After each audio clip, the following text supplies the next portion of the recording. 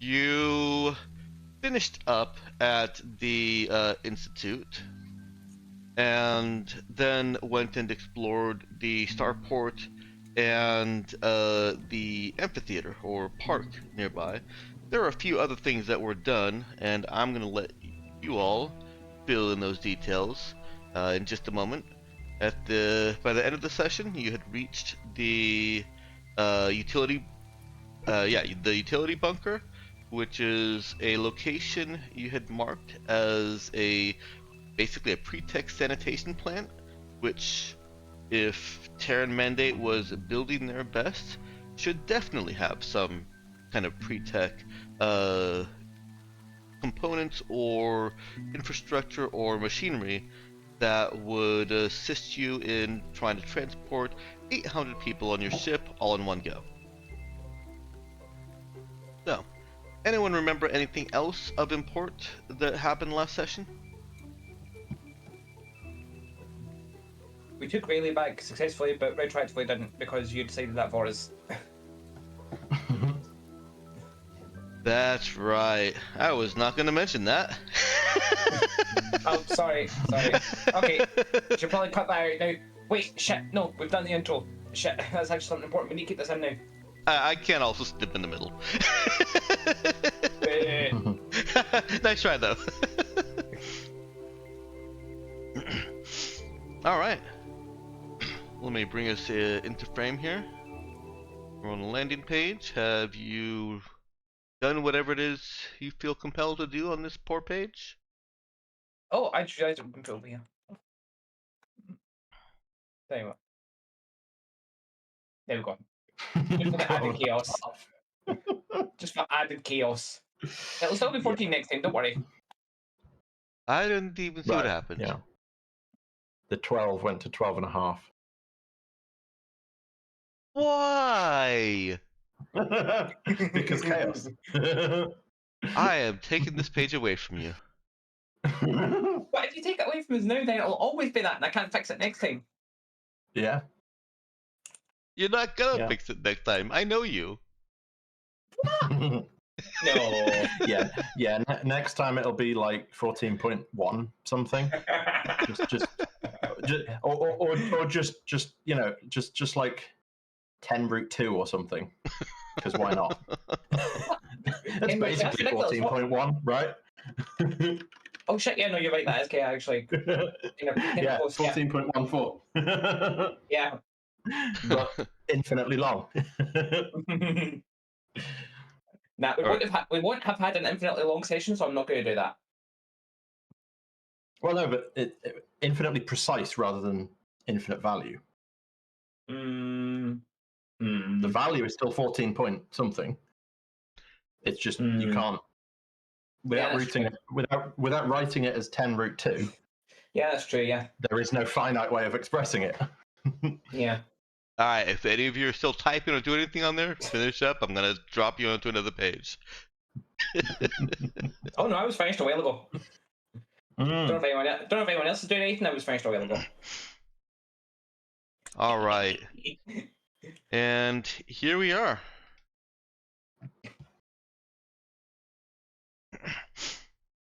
So.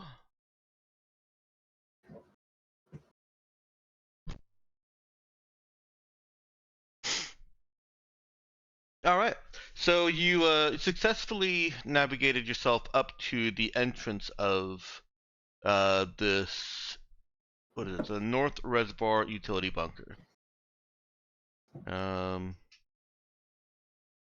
page here. And what you see is, well, this wasn't supposed to be exposed. There is a sinkhole that opened up beneath a section of this utility bunker, and just happens to be that survivors in the days before had tried to build an emergency shelter here.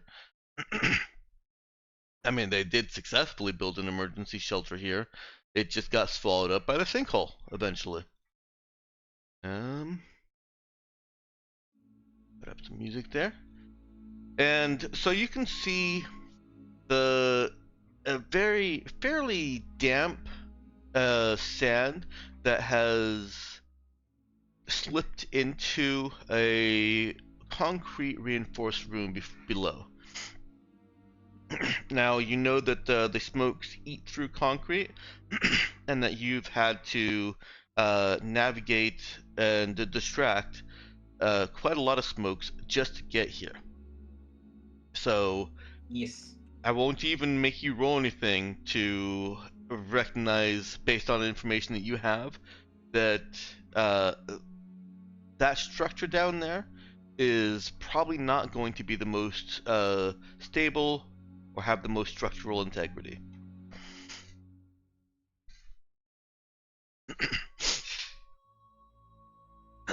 Getting into the room that you can see, as you shine flashlights and backsuit lights down into it, you can see that water is trickling in from various bits of condensation and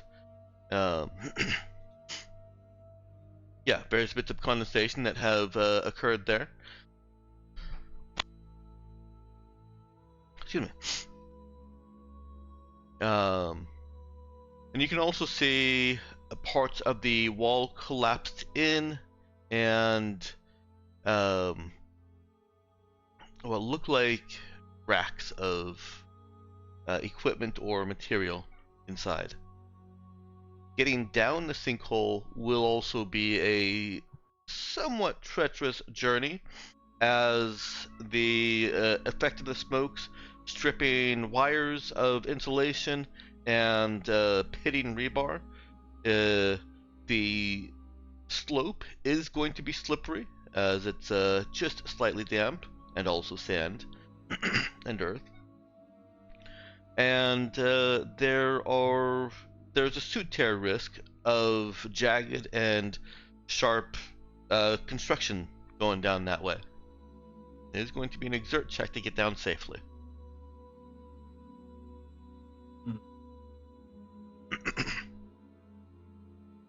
Unless you take time for any other preparations, of course.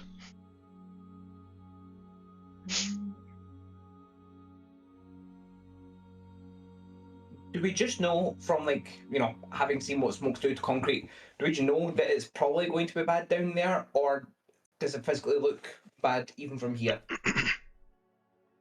I would say it physically looks bad, even from here. Okay. Primarily because you're familiar enough with construction, and, you know, bunker buildings to know that the walls aren't supposed to look like they've crumpled like styrofoam. Okay, yeah, definitely not. That does beg the question, what reason do we have to think that this place, which looks more likely than the others to collapse on its decks, question mark, is going to be particularly worthwhile to go into compared to, like, everywhere else we've been? Because it's not that they've been, you know, like, completely lacking in value, but also they've not been this close to collapsing on us.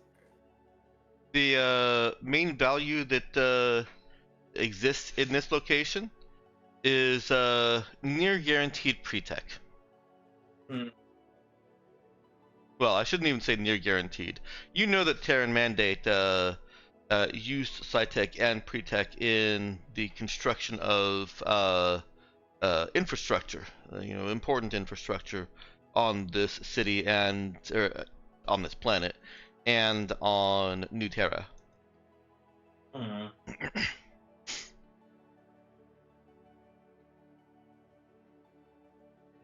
Okay. And Doug had expressed interest in this location for the expectation that they would have not just pre-tech components, but an actual pre-tech like unit, like machinery that could be plugged into the Raza for your what are the words? Carrying lots of people. Life support. Yeah. Okay.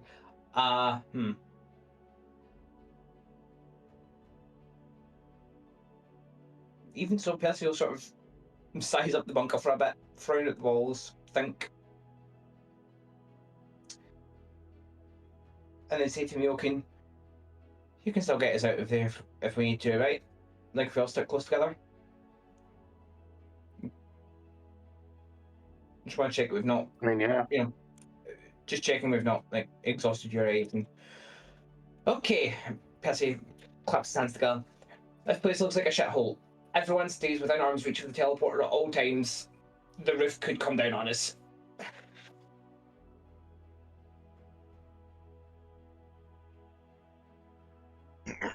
Sorry, I was muted. Virgilia gives him a thumbs up.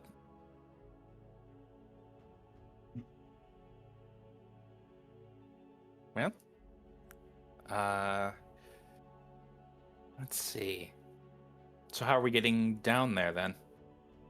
We just actually, can we just teleport down there without a burning effort? You can't teleport the group if you down without effort. Kana could go Yeah. herself. Okay. Yeah. Kana can go pretty much wherever alone without spending, but Got it. I wasn't as soon as we want to take anyone else, that costs. Yeah. Okay. You've got that, and then I've got the cyberware equivalent of kinetic transversal. See? Yep. So Kana will be All-terrain perfectly fine. teleporter. Yeah, all-terrain teleporter. Kana won't have to make a check. Anyone else have tools or anything that they want to use? Let's see. I will also note that you have time pressure here because of the swarming smokes. Yeah. Let's see. Riley, I should note, will also be okay because of being able to fly. Well, that helps. It does tend to help.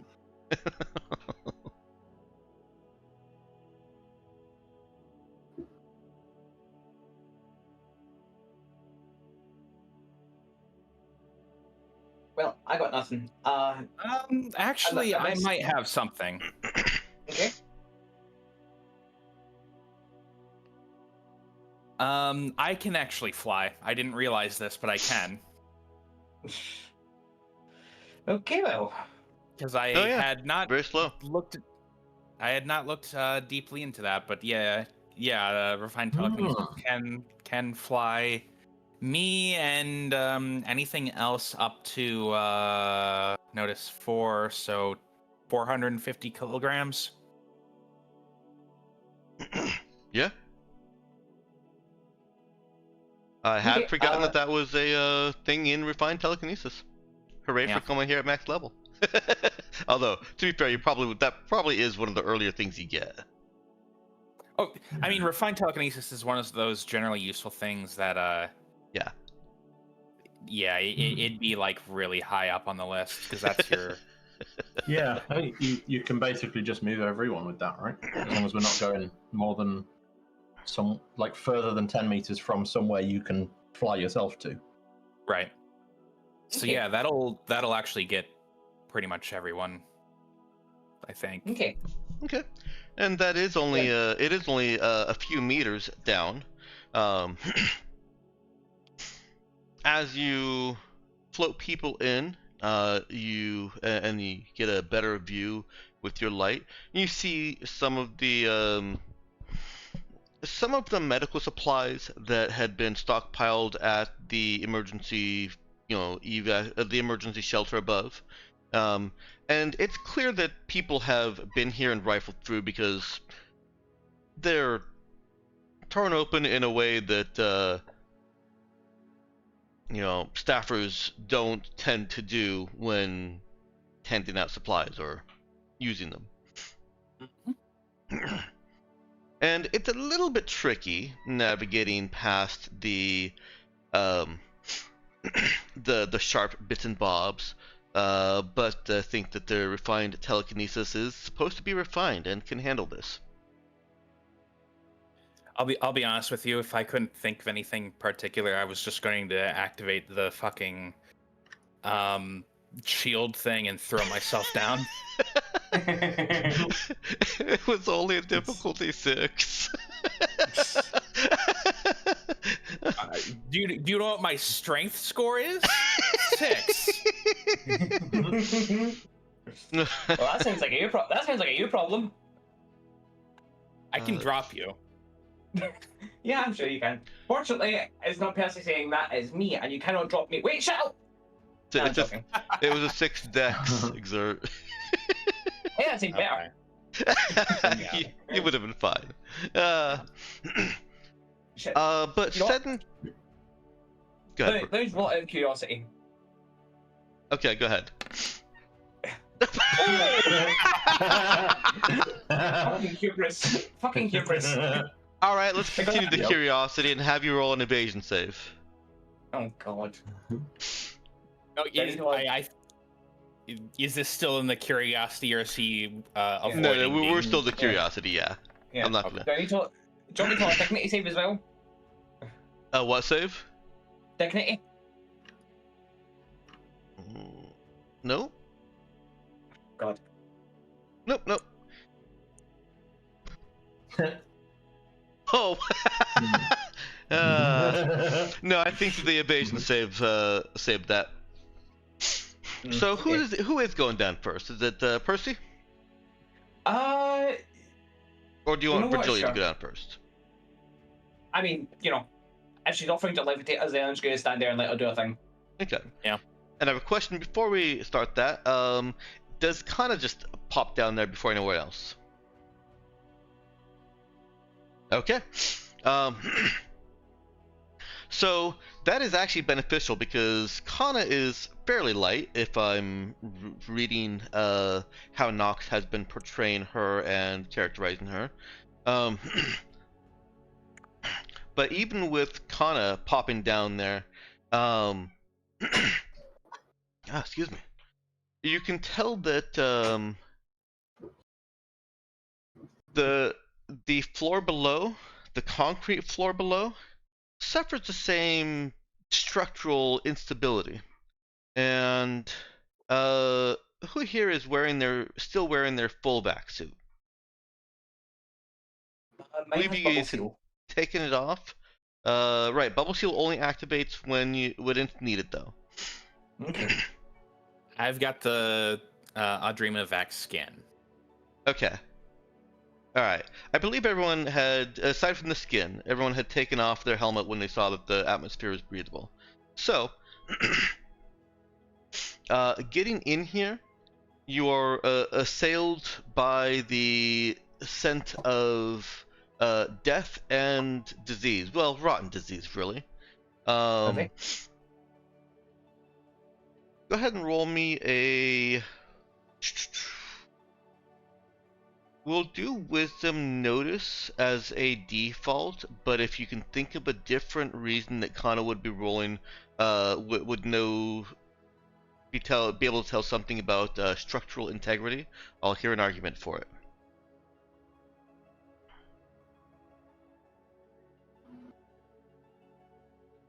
Well, structural integrity or architecture. Okay, we'll wait until the next person comes down. Examining. Is that the lowest possible? No. Wow, okay. Regardless, Kana can give warning that the floor here also feels risky, and give that warning to the heavier members of the group to watch their step. Mm-hmm. Okay. As you're all floating down, yeah, you smell what sounds like or what smells like stagnant water steeped in decay. There are bodies in here, and this being a utility and sanitation station, the bunker for one, there is a sump below the bunker itself. As you're listening, you can hear the water in that sump below the bunker. Little drips of condensation falling off the floor, or the ceiling of the floor that you're standing on, and into the sump below. And it smells like death soup. Lovely. Yeah. So, Virgilia, who do you send down first into the death soup? Yourself? Someone else? Probably myself, just because Okay. if there's an odds of like the smoke entities being around, then having someone who can deal with those without significant sensory issues seems reasonable. So I'll go first. Yeah. Actually, how long can you keep the telekinesis up for? Oh, indefinitely. Okay. Okay. But one at a time, right?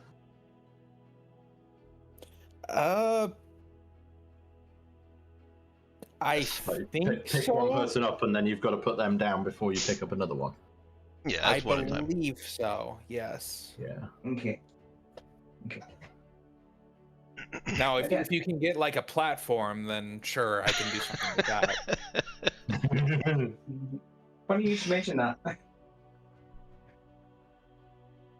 any case.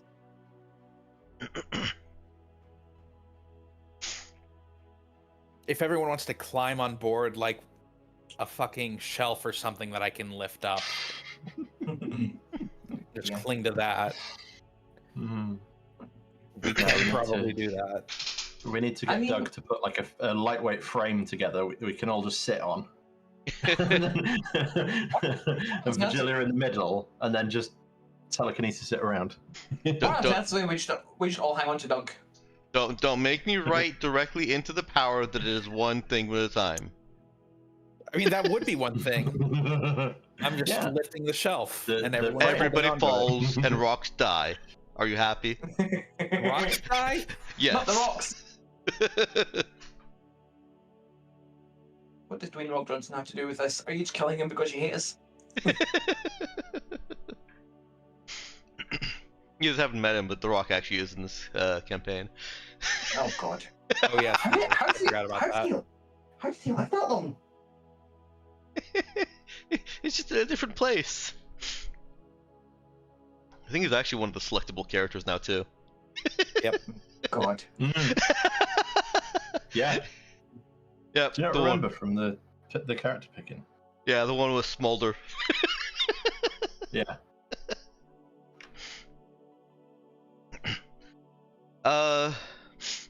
Once you're all down and immediate concerns of stability underfoot and the safety of everyone else coming down are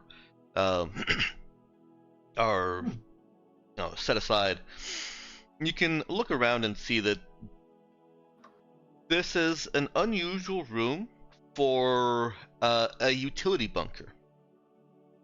It's already a little bit weird to have a bunker for a utility station, but there's at least arguments for that as far as like that's where the water is, and that's where you put the water that you can't otherwise clean and you're working on. But the fact that this is an armory does seem stranger than a utility station having a bunker. And these shelves, to those trained at, armory maintenance, which at this point could be any of you, and also having any kind of military background, which right now is just Percy. These shelves are very clearly armory shelves. There are attachment points for long arms, sidearms, and armor pieces.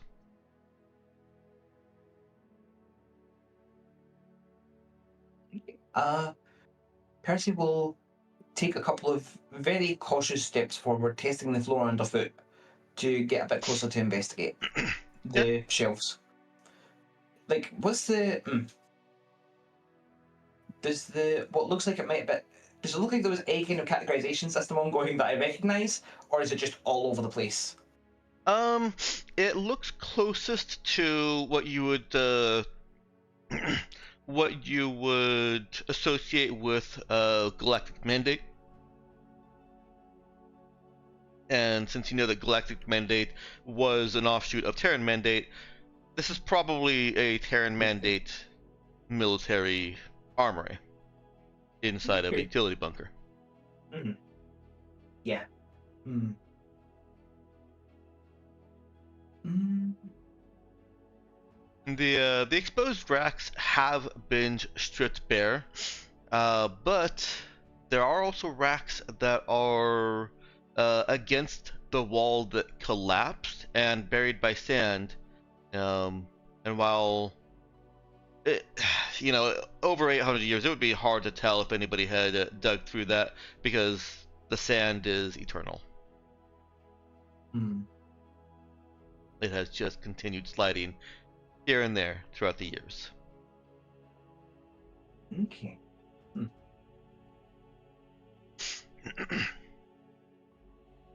So Percy investigates that bit closer, and then muses out loud. So I wonder if this bunker's actually older than the Terran Mandate.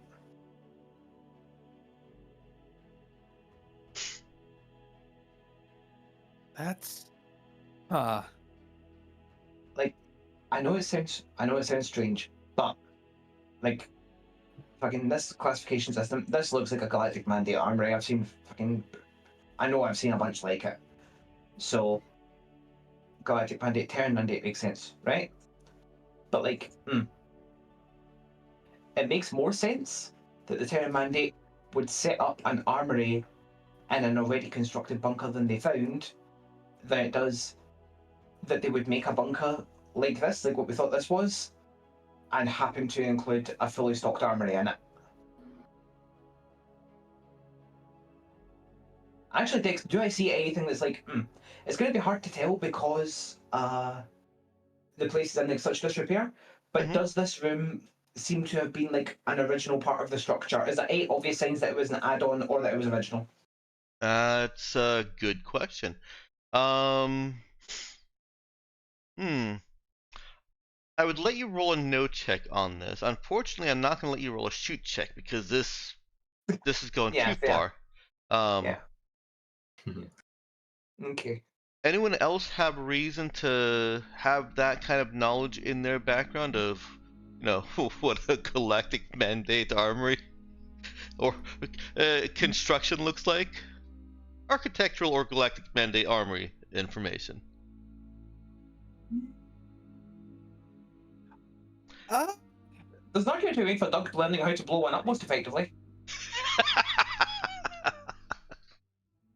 I mean, crew technically watched the Galactic Mandate rise and fall. Which one? Technically. Yeah, well, not really, because he was on Audrima the entire time, also. Right, but that existed through it several times. What about Riley's crew? Riley's crew was never on Audrima. I'm going to say that neither Riley nor Virgilia have that kind of knowledge. Go ahead and roll it, Viral. I mean, I think Doug having learned about Galactic Mandate construction so that he knows how to bring them down most effectively is a valid point. I do think it's a valid point, but unfortunately, Meowkin is not here. Yeah. And Percy has rolled high enough anyways. Rolled mysteriously good. I think that's the best I've rolled on a no check. You did roll mysteriously good on that.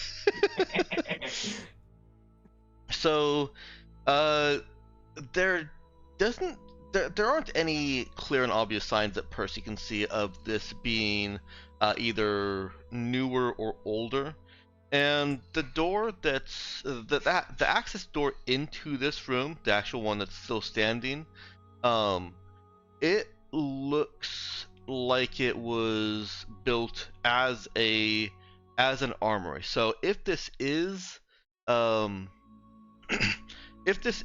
according to Percy's presented theory, older construction that the Terran Mandate built a bunker on, or a utility bunker onto, then you'll need to be outside that door to see the changes. Everything in here looks like it belongs architecturally, except for the sand. The sand doesn't belong. Yeah. Oh, Yeah, and actually, you know what? I just realized. Here's an even stronger point against it. The sump. there is sump beneath this room, and so that's something that, at least I think, you would need to have engineered prior to the construction. That's not something that you just say, all right, we'll just build a sump under this pre-existing structure. Is this a good time to tell you that I don't know what a sump is? I had to ask what a sump is also, so don't feel bad. Okay. A sump, it's a low space where liquid naturally collects, like a drainage pit. In utility systems, they're used to collect runoff, wastewater, or overflow before it's pumped out. And I got this from AI. So the reason that it would be directly beneath the bumper floor, oh, sorry. It normally has pumps that pump the water out, right? Yeah. Some pumps fill. And it would, in this facility, it would be directly beneath the bunker floor as part of the sanitation and water treatment design. Okay. So, being under the armory feels strange.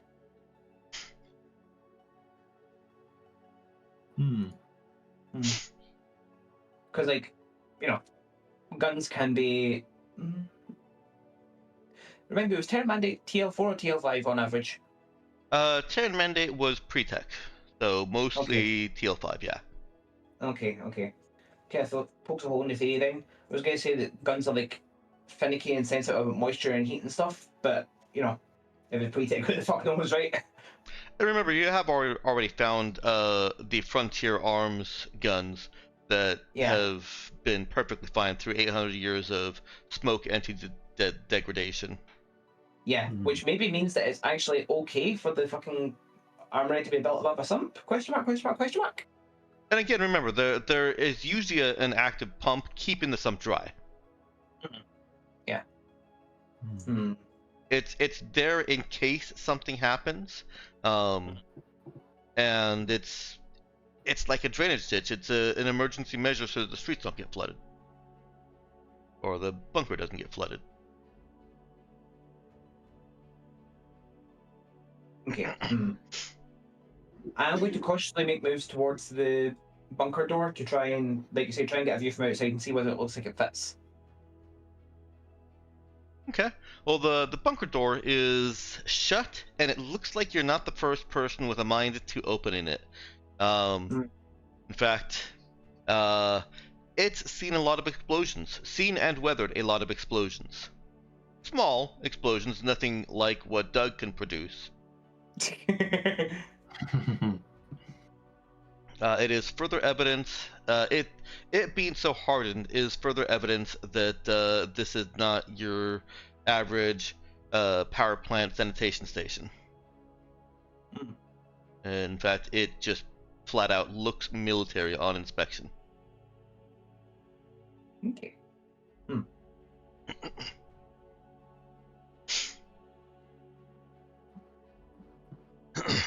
Now, obviously, you could blow the door. It's a low enough check that I'm not even going to have NPC Doug roll it. But you already know that there are stability concerns. Yeah. And so I imagine the Thunderbound wouldn't be much better, even if it is like relatively smaller than a big explosion and more directed. So, let me move you over to your new gridless grid. You'll notice that there's a circle in the top right corner. I can move that to the top left corner if you prefer. There we go. That is a collapse clock. Oh, oh, very fun. Thank you, Dex. You're welcome. We have clocks. You have a clock. I still don't like the term clock, but I've accepted that it's use. It's common usage.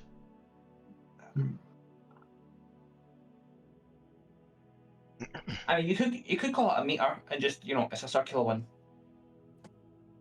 I could, yeah. Measure? Wheel? I frequently in my intention to refuse calling it a clock, I've called it a tracker in the past. That works. Okay. Yep. Oh god, we've got a tracker. So this isn't going to be to scale. Whoops. It also doesn't need to have an inside. Anyways, strange words to be saying. I realize. So this isn't to scale, but this is effectively what you're looking at. Sorry, go ahead. You were gonna say? Was I? It sounded like somebody's trying to say something. Dang it. Dang it, dang it.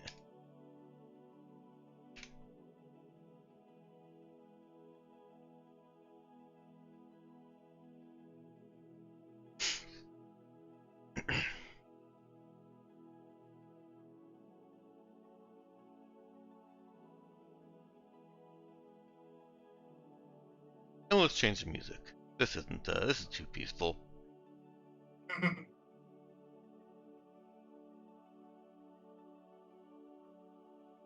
Start off with strategy, and then when we start adding points to the collapse clock, I'll change it to driving tension.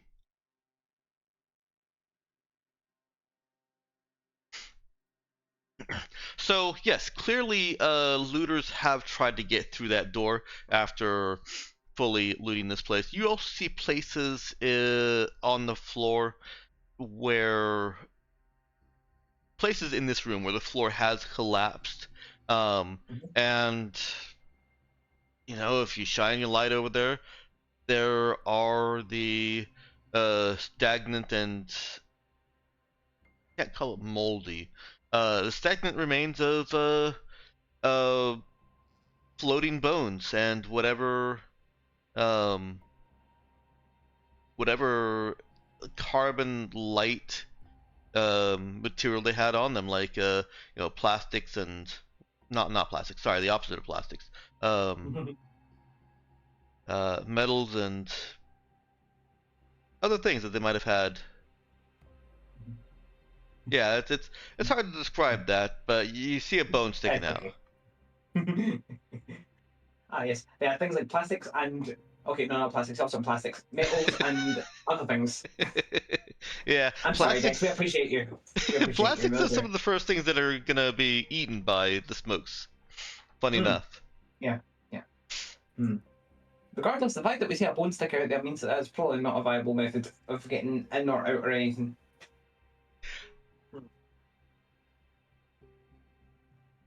It would at least the sump. It looks dangerous. Yes. Yeah. Yeah. So you are presented with a door.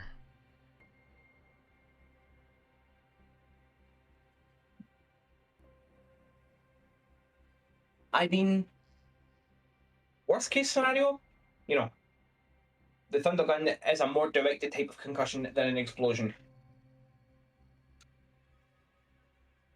Yeah. But I'm open to like other ideas. Sorry, did you want to hear the second half of my plan? I shoot the door.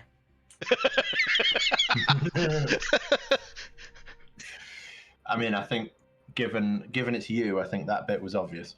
Yeah. I know, but he sounded like he wanted to hear the rest of my idea, so. No, I didn't. Yeah. Okay. Like I shoot the door was neither implied nor needed to be inferred. As Gin just said, it was obvious. Yeah. That's an idea. Yeah. You wanna have Kana just teleport over? That's also an idea. All right. Yeah. That's what Nux said. kind of teleports through the door, and I know that that takes no effort. Hooray for putting that to use. Yeah. Yeah. You know, I've been trying to make it sound less like we're using her as a taxi, but it really is a wildly useful skill set. Yeah. No.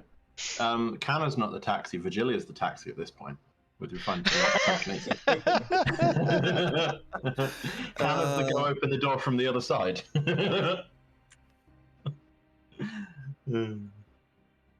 Dear. Alright, 1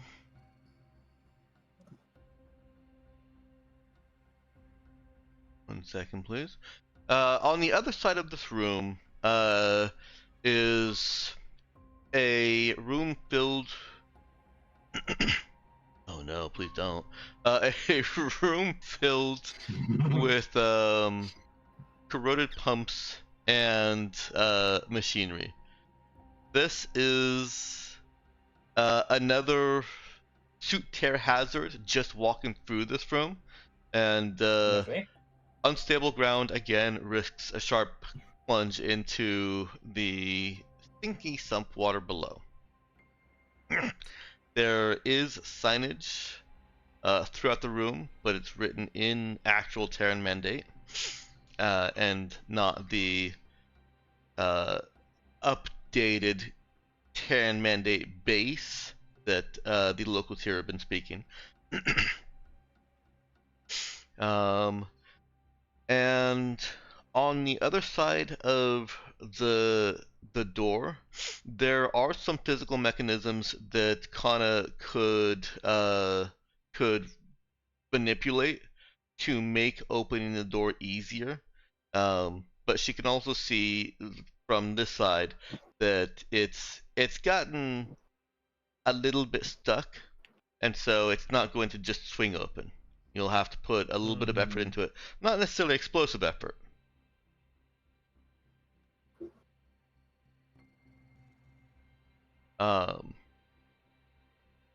Removing the physical locks is going to be at this stage, and from where you are on this side of the door, a fairly easy, well, not easy, an average sneak skill check, difficulty 8. And that can be either Dex or Intelligence.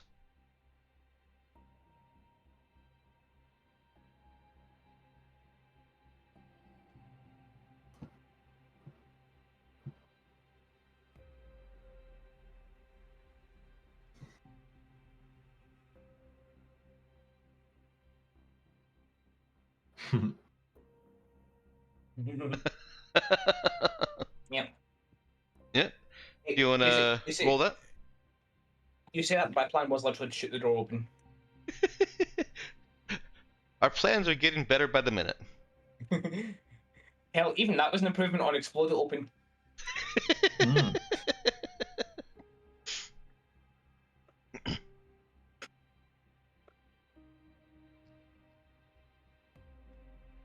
You cannot punch into them, sorry. Trying to disengage the locking mechanisms from this side is definitely a sneak check. And that passes.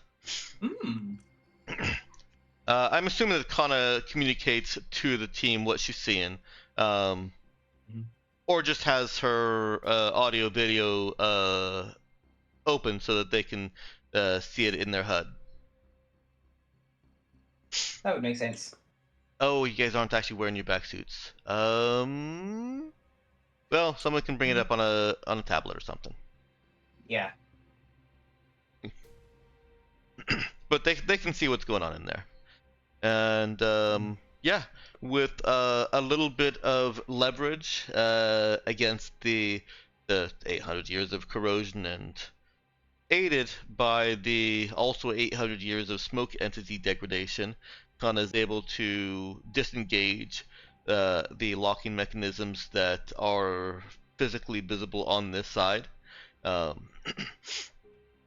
Basically, she opens the door, or unlocks the door, and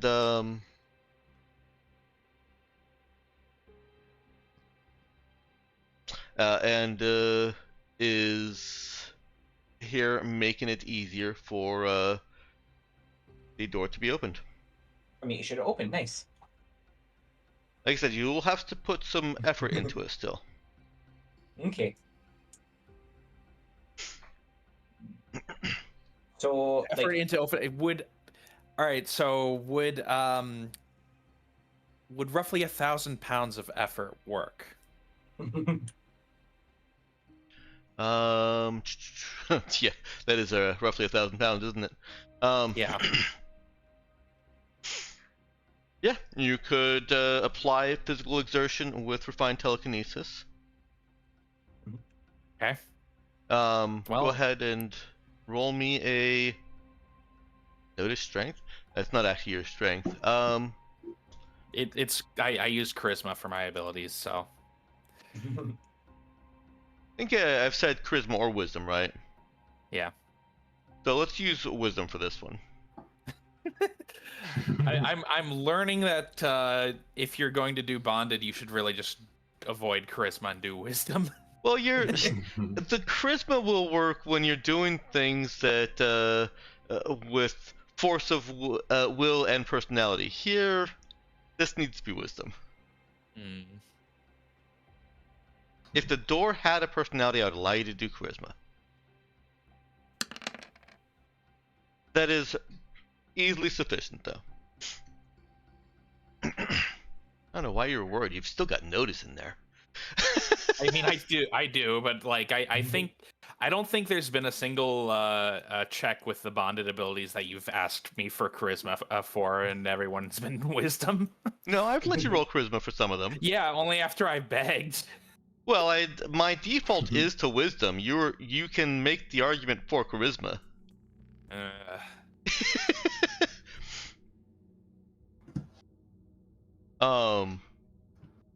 I do think that the bonded is more of a wisdom, but the charisma was thrown in so that it's not just, pigeonholed in there. And, you went that route. I'm going to default to, yeah, roll me wisdom, whatever. And you can say, but this is personality stuff, and get charisma. Also, the ghosty stuff is charisma. Mostly. Ghosty stuff? Yeah, the interacting with the memories. You've asked me for wisdom there too. I'm sure I have on some occasions, but that should be more charisma, I think. Maybe I'm thinking of speaking with the actual dead. Maybe.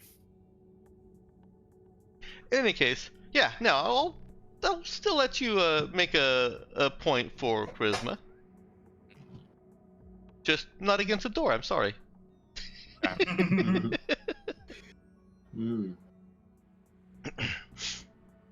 All right. Well, as you're told.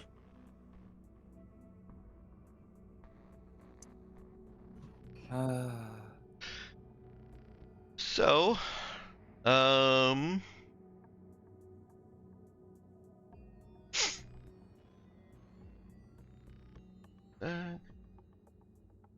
this opens into a larger room. As described before, this is very much a machinery and pipes room. One might even call it the filtration control room.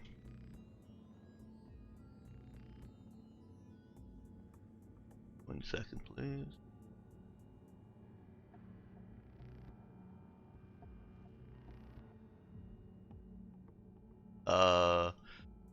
Ignore the thing in the corner of your screen. Actually, I guess it should start upwards, huh?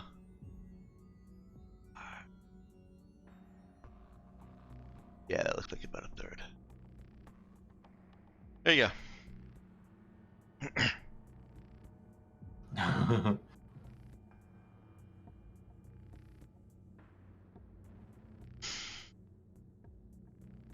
There is signage written in Terran Mandate throughout the room, along with colorful illustrations and designations. You can't I don't believe anybody here can read Terran Mandate. Correct me if I'm wrong. The signage seems to be indicating areas and zones. For instance, there is a faded blue line and yellow line and red line identified as meaning different things on the signage, and this room has excuse me.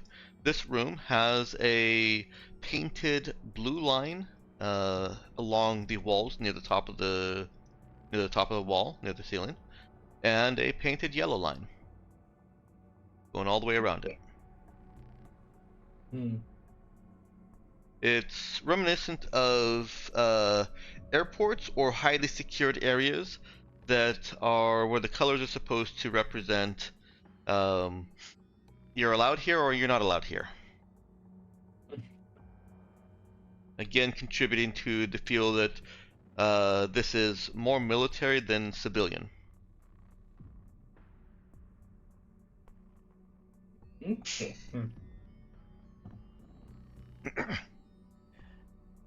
Let's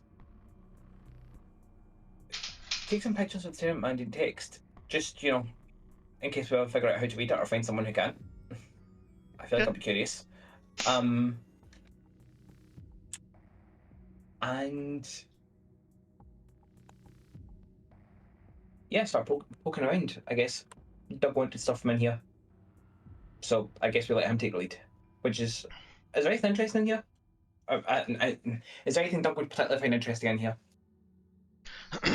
Well, looking around, the computers and equipment here are too old and too ravaged by the moisture, smokes, and time to be of use. They don't even look like you could power them back up and get anything out of them.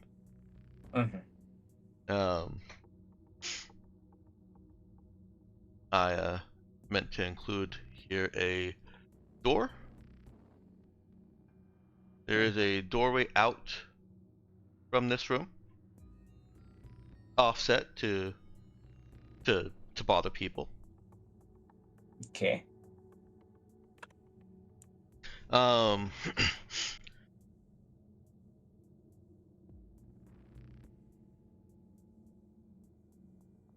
As far as identifying anything of use here, no. The like I said, the computers and equipment are too old and ravaged by time. The only features of note are that the pipes, the piping, which is supposed to run above and below for various purposes, has gotten bent and warped by the spokes and by time. It is creating a dangerous kind of jungle of sharp edges, and of course there is the brittle floor beneath.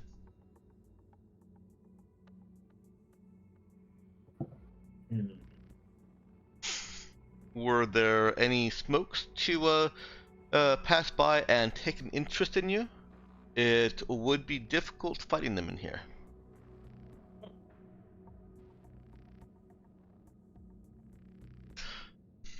Fortunately, I rolled a 4.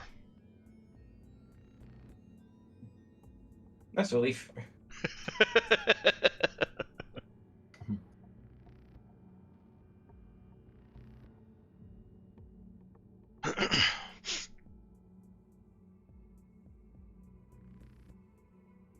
The door out of this room does not appear to be locked. It's not even fully closed.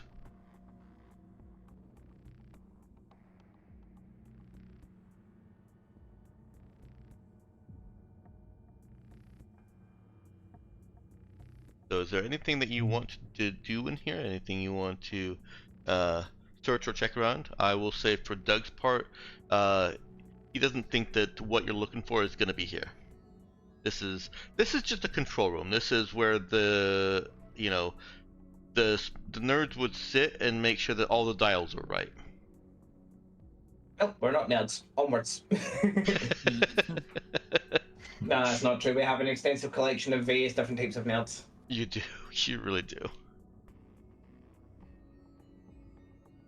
But still, I wonder if this is a doorway that's precarious enough that we're gonna have to use the old telekinesis trick again so that we don't, cut ourselves open. This Thoughts? door does appear to be. It is on the equivalent of rusted hinges, so does take some effort, but Das would be able to push this open.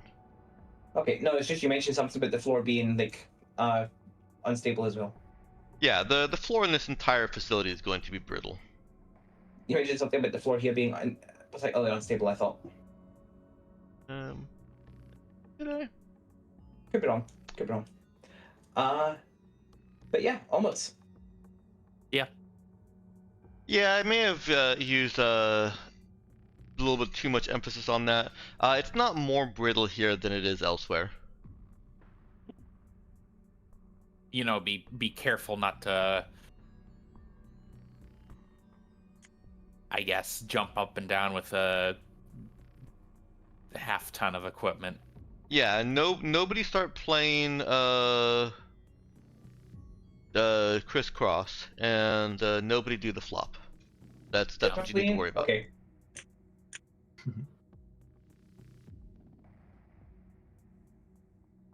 The door leads out into a hallway with 2 more doors labeled and evidence of the collapsing infrastructure all around you.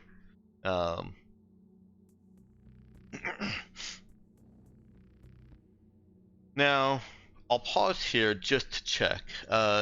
Does anybody have reason to have to know Terran mandate here? No, not me. The Terran mandate language? Yeah. Unmodified, like as it was over 800 years ago. Not the Terran mandate / mandate pigeon that the surfacers are speaking. Survivors are speaking. I only have what's given by diplomats, so probably not if it's not spoken in the sector anymore. No, it's not. Terran mandate faded with the mandate, with Terran mandate. Okay. In the hallway, you see 2 doors labeled in Terran mandate. One of them has red faded paint across the top, with an unpowered keycard panel beside it. Its door frame is especially deteriorated. And the other has blue paint plus yellow paint with a blue and red stripe through the center. I think those familiar with those kind of military or airport instructions would read that as whoever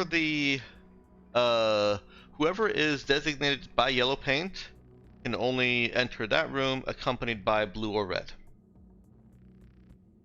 Okay. Paranoia. Okay.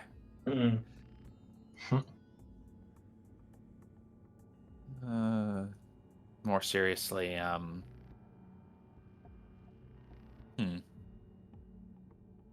well,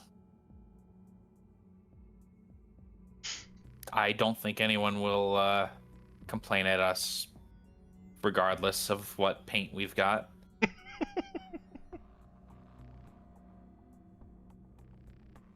Sorry.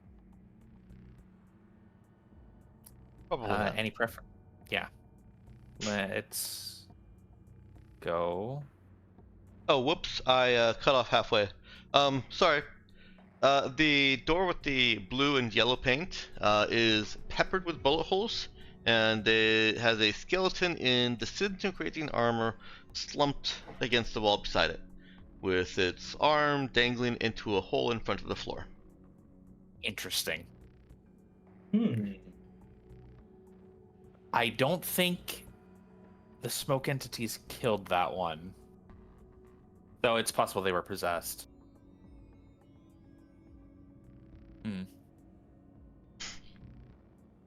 See a smoke entity fly right in front of you. Yeah. Remind me, they don't really get their attention drawn if I just kill them, right? They don't know. Okay. Pop that one like I said. Okay. It screams silently, and its dark, malevolent red eyes go sad. Yeah.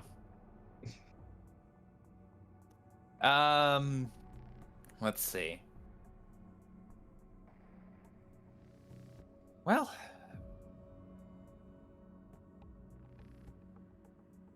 let's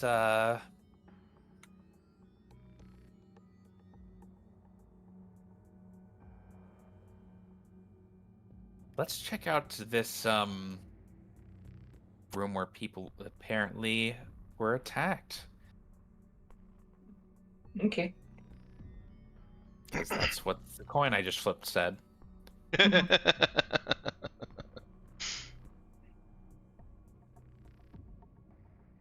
Alright. You make your way down the hallway, past the door with the red paint at top, towards the skeleton and the door with the bullet holes.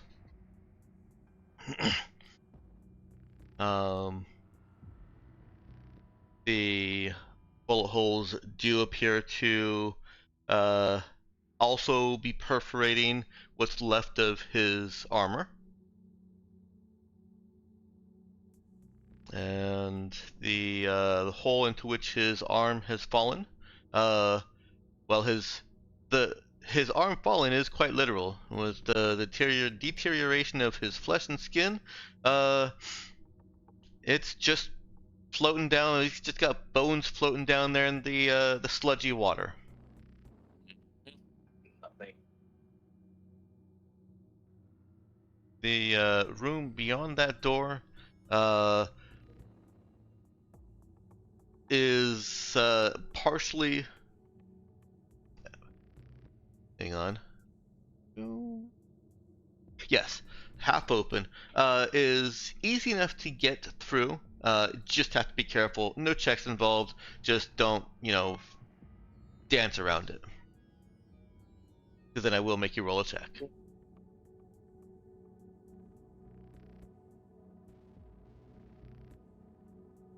Okay. The hole that his arm is dangling into is literally right in front of the door.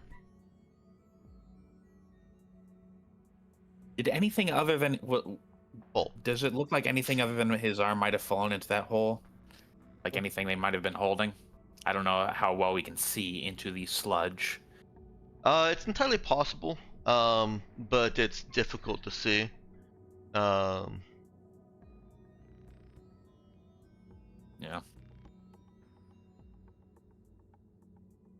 Yeah, it's fairly thick with its disease imparting sediment and other things, grossness. Yeah. Okay. Let's try to avoid falling into that hole and open the door then. I will say though that on closer inspection, he does not appear to have any weapons on him. So if he did have weapons, if he was fighting, it's in the hole. Okay. You know what? Here's my solution to that. I will use refined telekinesis to just reach into the sludge without actually touching the sludge myself. Swish that around and then see if I can pull anything out.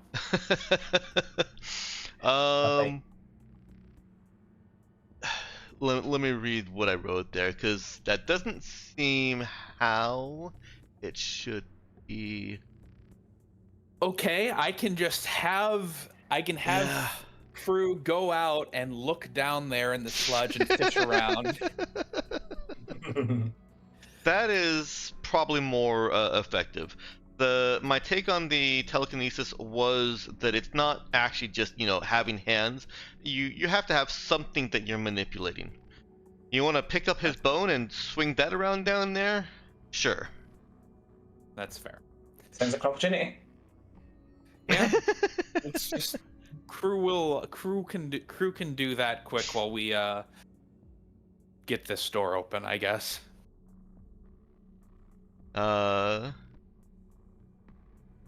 Bubble, toil and trouble. Yes. Oh God, are you a witch now? Yeah. Are you a witch now? So I'm gonna get yelled at for this, but go ahead and make me a notice wisdom check. Yeah, I figured. You're looking for something. Honestly, this one I think makes a little bit more. I think that I'm fine with this one because it is actually noticing something. Yes. Can socialize with a sludge. My problem with the door thing is that it was more like just a straight up power, which seems like if charisma is force of will, then it would make sense to use it there. Well, but this one is noticing something. I do get where you're going, but I've frequently done both either wisdom or con for psychic skill checks. I want there to be two attributes that apply to the power skill checks, and it felt more like wisdom on the door because you weren't trying to just barrel it over. I would have taken that argument more if you were trying to be like, no, we just blow straight through it, but you only got 1 point on the clock for manipulating the door and not 2 for blowing it down or knocking it down. Okay. So that's my rationale for why that one was wisdom, and I should have explained that earlier. You could have used charisma to just be like, I'm kicking the door down with my mind. Either way, I rolled a 12 on the die for this check, Dex. It doesn't really matter that much. That is exactly what I was looking for. This was a difficult check to try and find something in the sludge. Crew would have had about the same difficulty, just because it's hard for him to see through too. Like, he can see through things to see people, but not things that have been dropped. But your bar, swirling around in the sludge, you do find points of resistance that are there. They could be pipes, but then you explore them and explore it, and if it is pipes, it's moving. There's something in there. Whether it's interesting or not, you'll have to fish it out to learn. Then I fish it out. Okay. You still can't use telekinesis on this, so Crew can. Crew can use any ability I can use and can move up to 30 meters away from me. He can, but he's still in. You know what?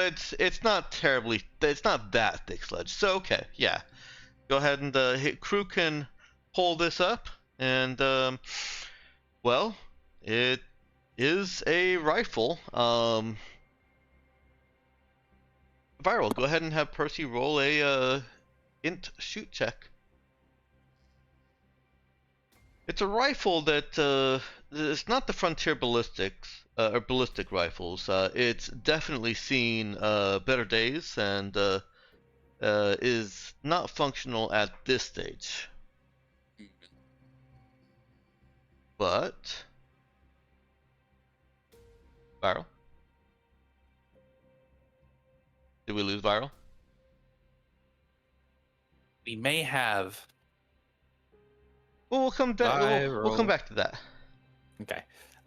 I was hoping more for something identifying here anyway, but this is still useful. Wait, no, Viral, you're muted if you are here. You said you're hoping more for something identifying. What do you mean? Yeah,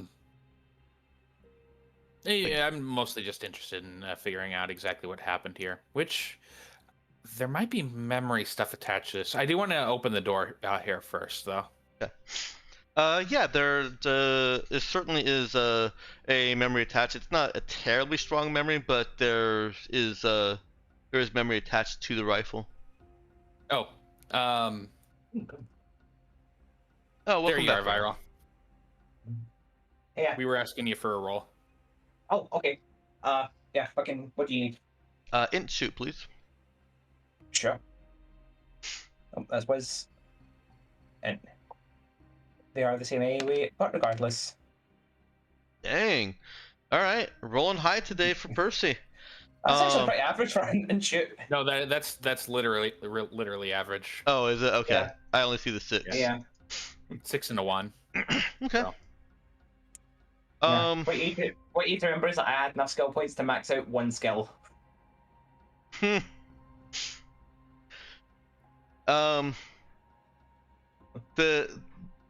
This looks like one of the artifact designs that Percy has certainly seen in magazines or fictional literature somewhere. Of course, based on real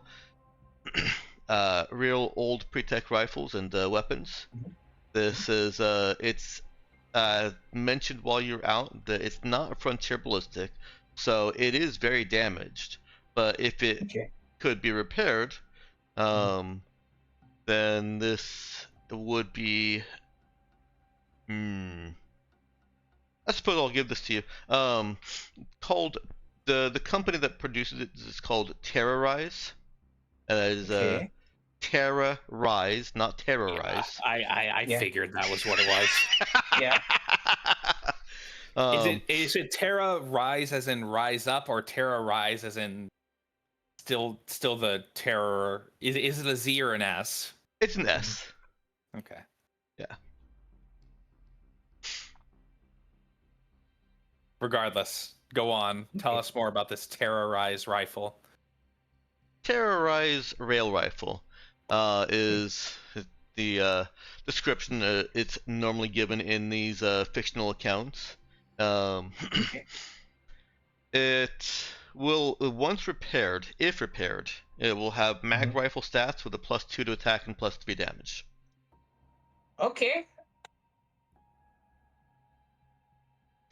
It is artifact level, so it's also a source of pre-tech components if you just want to take it apart, or quite a lot of money if you want to sell it. Okay.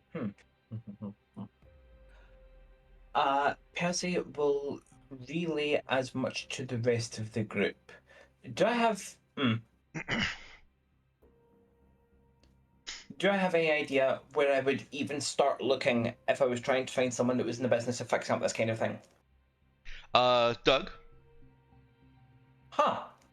Is it that easy? Huh. For you guys, yes. For anyone else, it would be old weapon restorers. They're around and they exist. They are usually collectors that want a part of a haul for leaving you with a small amount of it. Usually this kind of thing is found by a collector learns of an old Terran Mandate base and sends adventurers or mercenaries to go scavenge it for him or her. Okay.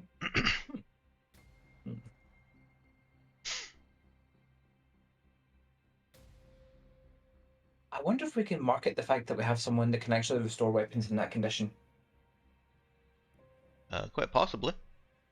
Yeah. It's a question for later. But yeah, with that thought in mind, Percy will look to Virginia to make sure she's not about to object, as he very carefully stows it. It is my objection would be mostly I don't have an objection. Okay, cool. finding that rifle here, though, all but seals the idea that this is a military bunker with civilian infrastructure included. Okay. Terrorize weapons they're not Terran Mandate standard, they are Terran Mandate elite.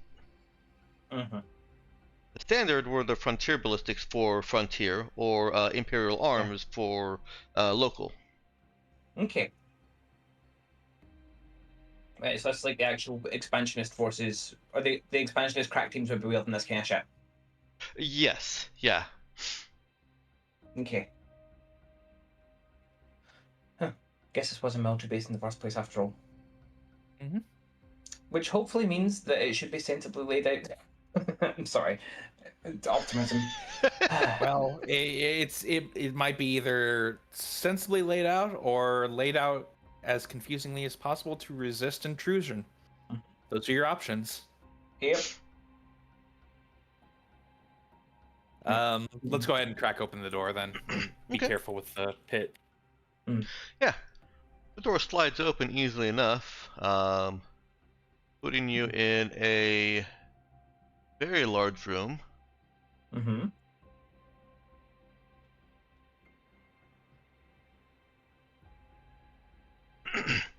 At the center of which Doug says, "That's the thing." There's thing? a filter unit in this room. Ooh. The pre-tech filtration mechanism in the center of the room is surrounded by and supported by, and even you can tell from the sag, partially supporting the roof of this structure. Not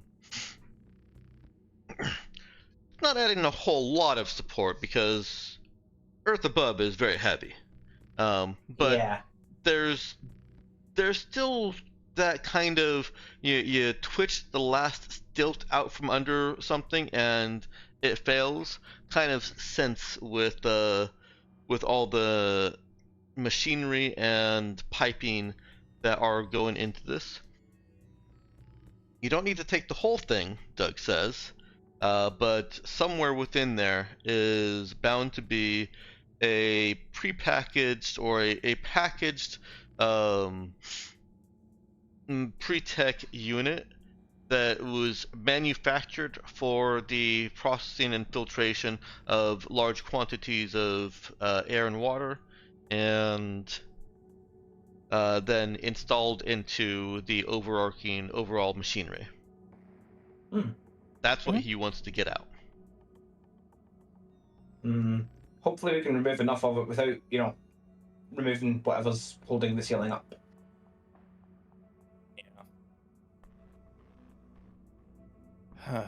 Yeah. Well- Is there anything that we can do to facilitate that for him? Ah, dang. You guys are getting lucky with the encounter rolls. I'm even trying to stack them in my favor. Yes, there are. He spends a little bit of time looking at it with, again, the occasional ghost or smoke popping into the room, kind of idling by and then getting ruthlessly murdered by Virgilia.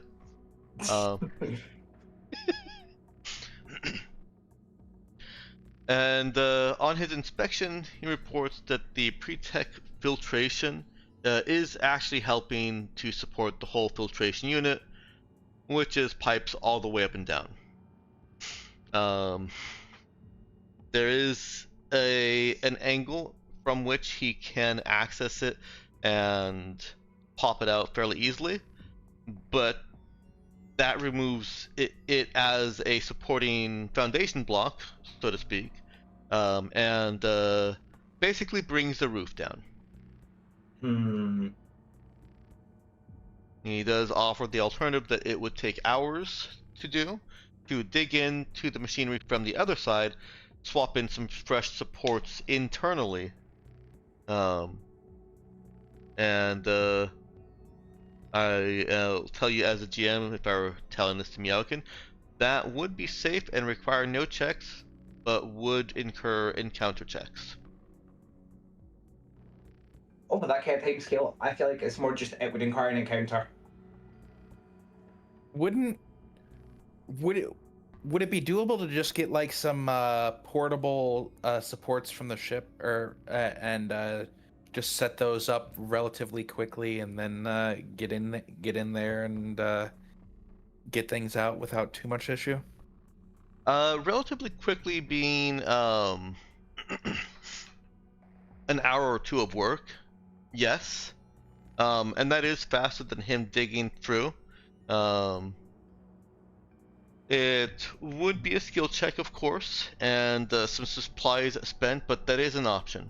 You can support the piping and roof externally with put down here at least 4 units of spare parts, or instant panels, and is the equivalent, and an hour or two of work depending on the check. Alternatively, we can just take the stuff, but then that's essentially us gambling that there's not going to be anything else that we want in here more than we want this without encounters. Well, why don't we check out the rest of the place first while Doug plans things here, then? That's a thought. I think. Okay, Percy wouldn't be quite sure how to approach the subject. Out of character, if we leave Doug by himself, he's lucky he can hit the broadside of a barn. If a smoke entity comes through, he's in trouble.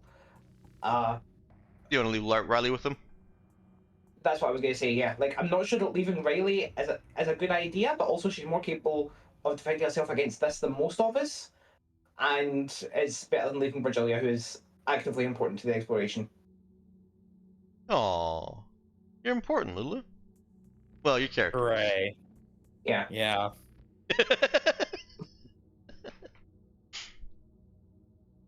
Okay.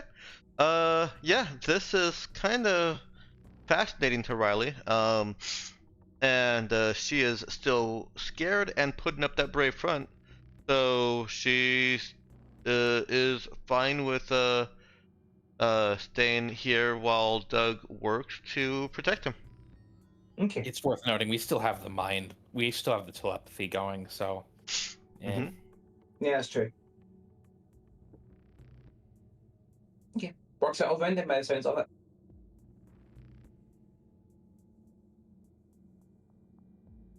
Alright. You want to check out that other door over there. This one is stuck again.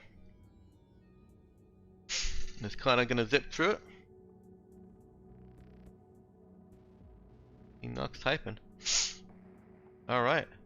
Kind of passes through the door. Well, not so much passes, but is here one moment and not the next. And the other side of this door is it looks if finding the terrorize weapon did not already give you every reason to believe that this is a military facility, this room does. This is a very clear military command center. And it has a whole bunch of dead soldiers in it. Lovely.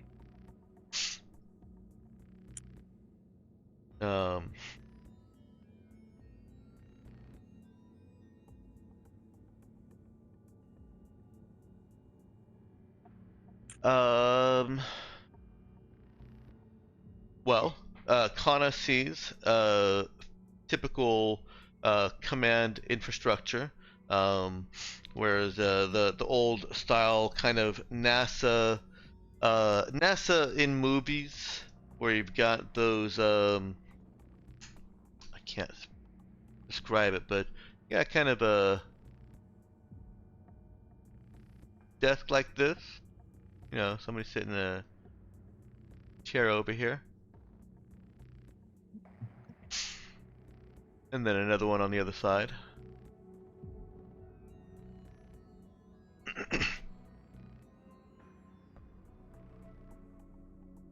All of the screens are dead, of course. There's no power going to anything in here. And this one does have the door on the inside of this one does have the same mechanisms that you could use to access it as the other door in the armory. So Kana could try to open that again. Yeah, we'll go for it. Okay. Go ahead and roll me a sneak dex. I said I could do end, but I didn't change the character thing forward. Oh, okay. Right. Either one would work for this. I'm gonna roll the sneak dex +1 because my int is +1. It's faster. Okay, sure. Go.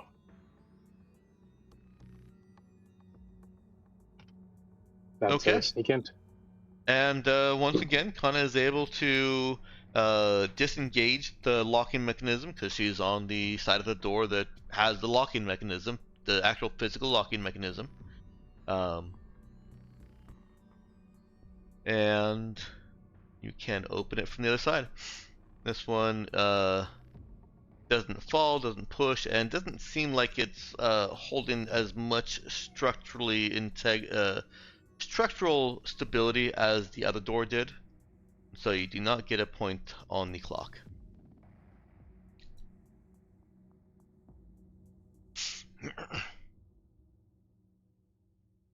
There's another large room with destruction over there.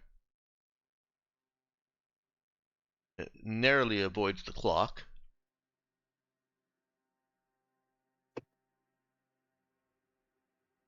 With rows of old-timey computers. Things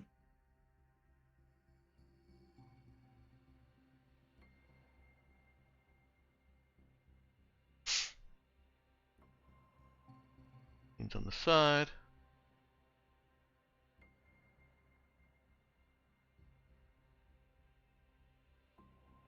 This is a command center. Okay.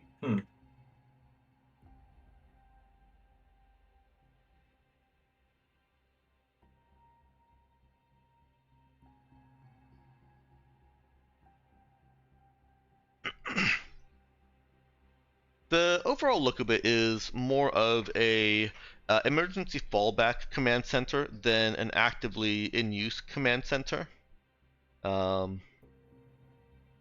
And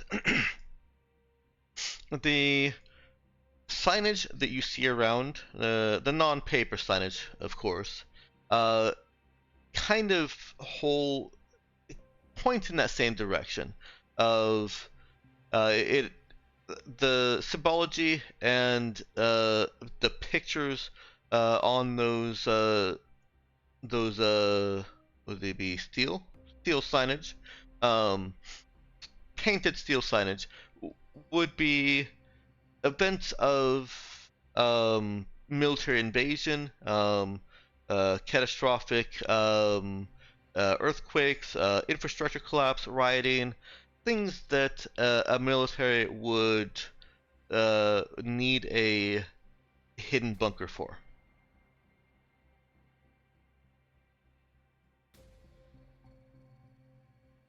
And Lulu, I think it is fair to let Virgilia roll, because of her eclectic memory, a note check for a little bit more lore on this. Okay. No int. 9? No. Okay. That is an average roll, so I can't, like, stare you down, but Can anybody retroactively assist that? I'm not sure I have anything for this one, sorry.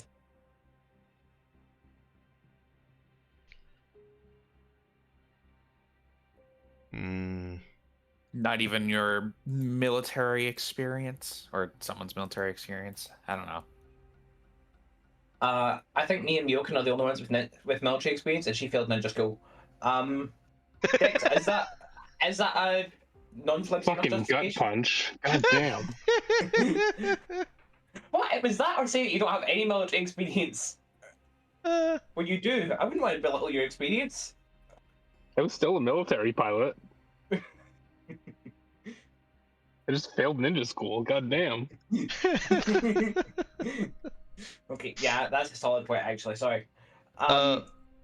Okay, Dex, is me and Myokan's military experience a strong enough justification to roll here? I'll allow it. Go ahead and roll. Okay. What am I rolling? Exactly, would that be? That's gonna be shoot int again. Okay. Didn't expect to get away with shoot, but I'm going to roll it for you this week. Okay. That's a bit more like it. Why don't you roll for Kana also, if it's not too much trouble, Nox?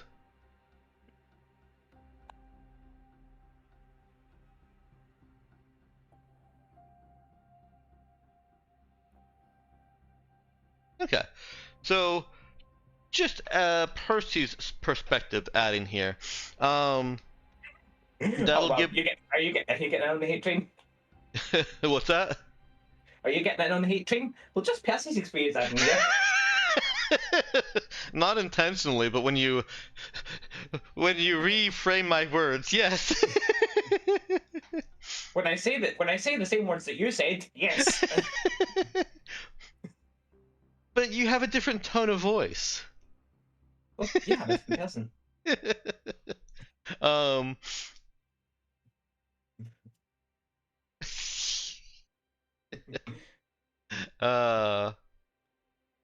That's actually a good point. I've been calling for shoot checks from you, because that's my standard. But your military would actually have been punch and not shoot.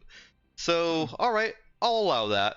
We'll take back all the gut punches and the hate train. So Percy's contribution to this is from a more cynical pirate military angle, right? Sure, yeah. And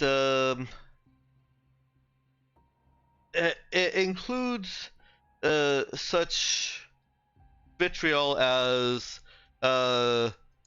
yeah, sure, Terran Mandate would take over a civilian infrastructure like this. I'll let you put it into Percy's words. I'm not trying to speak for Percy, but that's kind of what his contribution to Virgilia, to helping Virgilia reach the information that she does. Kana's is actually a little bit more military education. Of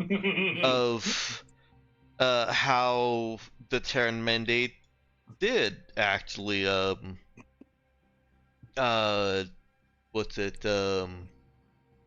operate,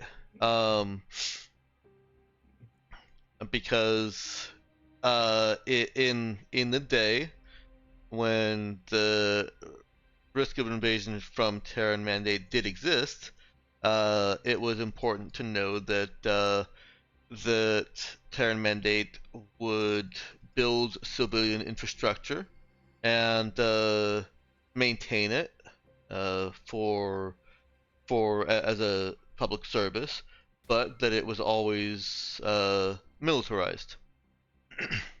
I guess that's kind of just saying the whole thing that Virgilia is going to say, so.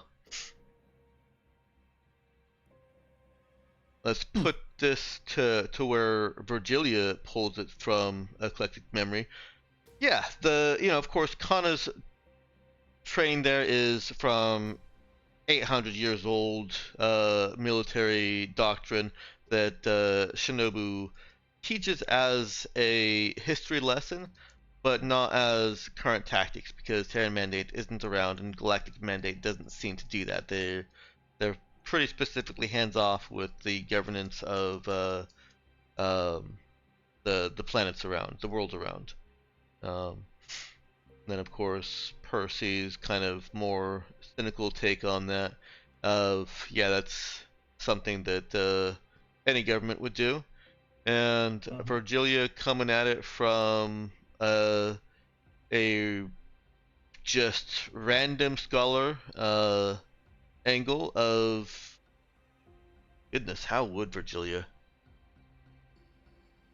You got any ideas there, Lou? How she came into this information and can have, felt like she was confirmed in her or jogged in her memory by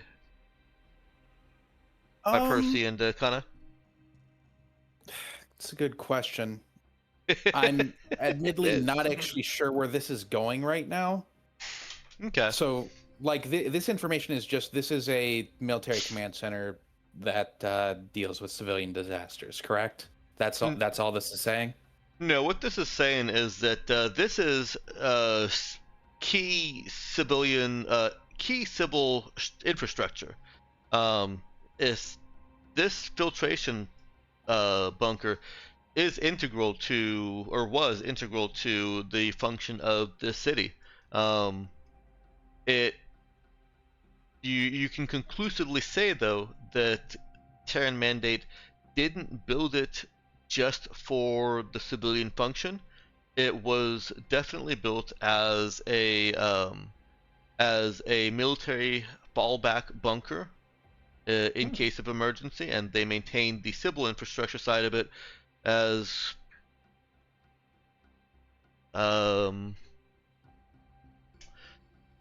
excuse me, as just not so much as a front, but how to put this? If disaster were to fall, Terran Mandate military would assume complete command and control over this civilian infrastructure and have full authority to shut down any kind of sanitation or filtration, water supplies for military needs.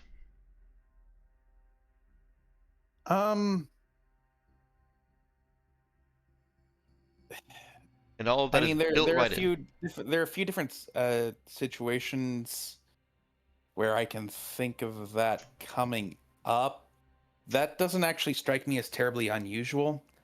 So, I mean, like, you still, like, they that is still basically, it's a, all right, so it's a key civilian piece of infrastructure that the military isn't interested in. That's most infrastructure, arguably. I would say it goes beyond has an interest in, and goes into the territory of it is military and civilian. It's allowed for civilian use when the military doesn't co-opt it, doesn't take control. This might just be because I grew up near one of the central dams in the United States, and the entire town was geared around basically that exact thing. So this is just like, yeah, this is normal. Okay. To me.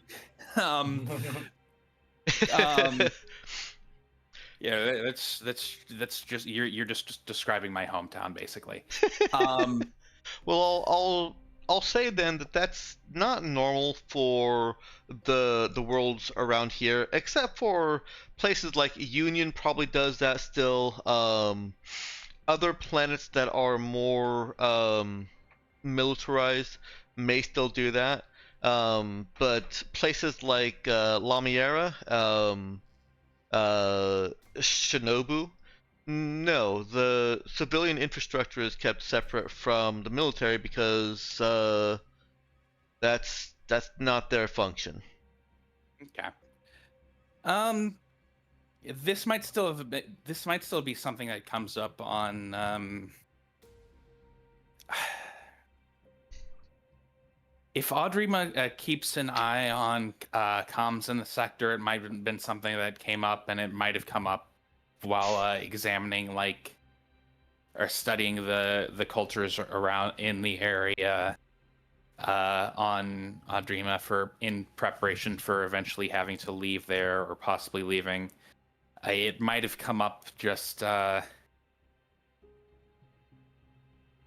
mean, I can think of a number of places that it could come up as a possibility. Yeah, fair enough. It's again, like it might be unusual for the sector, but it's not really an idea that's out of the question, or that would be unusual when studying Galactic Mandate material. Yeah, just I think as that's a infrastructural thing. Mhm. And even if Audrima is thousands of years separated from that, it's still derived from that in some fashion because everything did. Let's see. Oops. So the computer equipment here, like the other computer equipment, I can't remember the name of it, the filtration control room, isn't going to get revived. It's not going to yield anything. This room was basically here so that I could roll an encounter check and and confirm the military first. All right, the military first construction of this bunker. I am gonna switch the encounter rolls to be high as encounter. Okay. Now it's gonna roll ones from now on. Yeah, of course. No, I actually am not. I want to stick with the high roll is good for players standard. It's appreciated, especially since we're rolling high. Yeah. Oh god, with that being said, we're about to get a 1 because the last time I thought, oh yeah, the only way I could feel this is to get snake eyes. That's exactly what I got. Yeah. All right. But there is the military computer system here, even if it's offline. Is there anything that Das would want to look through here or for here, if she wanted to hook it up? These still suffered the same degradation as the computers in the filtration control unit. Okay. That's fair. There's not really anything that you're gonna get in this location from computers. Okay.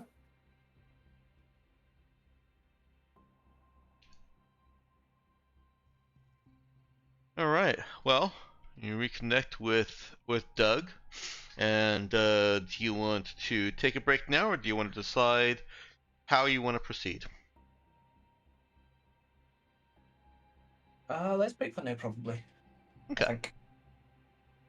Go ahead and take a 15-minute break, and come back at about 15 after, quarter after. So 12-minute break, quarter after. Okay. Wait, that's only 12 minutes. Go ahead and bring it back into frame. Wait, why can't we just leave piles of iron skulls? I feel like that gets the point across. honestly, what I think is we should just let them at it, and let them figure it out. All right, back into frame. They'll Uncap learn the desert vault eventually. with radiation fuel rods. All right, back on the break. All right, back in the frame. All right. All right. So, about our in-frame problems, we should just lead all of the bad stuff back to civilization, because then they'll understand. We shouldn't do that. This was not a back in the break kind of thought. I was gonna say I feel like civilization might have a problem with that. Well, maybe we've got a problem with civilization. I think they'll be too dead to care. Oh dear. All right, in the filter room with the filter unit, Doug has run his assessment, and yeah, he has concluded that you certainly could get some supplies from the ship, to externally gird up the whole filtration unit, and that would let him extract just the part that he's identified. Not part, the internal unit, the prefab pre-tech internal unit that he has identified as being the key component that he could utilize in ship design and other. And he doesn't think it would take more than an hour just to get everything set up and structurally sound before he pulls it out. He also thinks that if he were to just yank it out, he could probably get it within about half a minute. Of course, that does risk collapse, but it's unlikely to start a collapse before he's got it out, and a collapse is unlikely to immediately crush you. It's not, oops, half a second later you're dead. You will have time for Kana to teleport you. Which is nice, at least.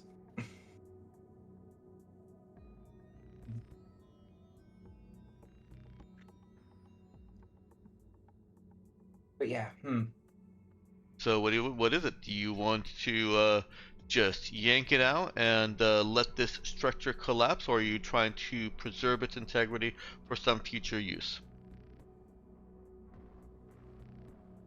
I personally, like, we don't really have a reason to destroy it, but also we don't really have a reason not to. A smoke passes that fair? by and is destroyed by Riley. Let's just make this go quickly. Yeah. Yeah. That was the whole point, wasn't it? like, I figured that the point about time was obvious and didn't need to be stated, but apparently these things are being stated today, so... Yeah. But yeah, I don't think there wasn't anything else that we particularly wanted to take with us from here, was there? No. To be completely transparent here, the stuff down here is all too wrecked by the just the density of smokes that have passed through here. Other places you've been able to get things from the computers because they haven't been quite so wrecked by the smokes, which are eating the wires or the plastic sheathing around the wires, plastic and rubber sheathing around the wires, eating components from the computer chips. The smokes are a devastating effect on this facility, and so the computers are useless. Most of the equipment is useless. The only thing really of use in here is that pre-tech gun with pre-tech parts that can be the non-pre-tech parts can be repaired, and a self-contained filtration unit that was designed specifically to withstand, through the use of Sci-Tech, the kind of destruction that's being wrought on the rest of this place. So there really were only a couple of finds here. Yeah. I do wonder why it might... Is it just because of age that the smokes have done such a number on this place, or is it something else? Oh, you know what? That is something that I didn't really get into. The amount of death in the command room, the command ops room. Oh, drew them. Yeah. The signs of death there, some of them were killed by gunfire, and some of that looks like it was possession or madness or self-preservation through suicide.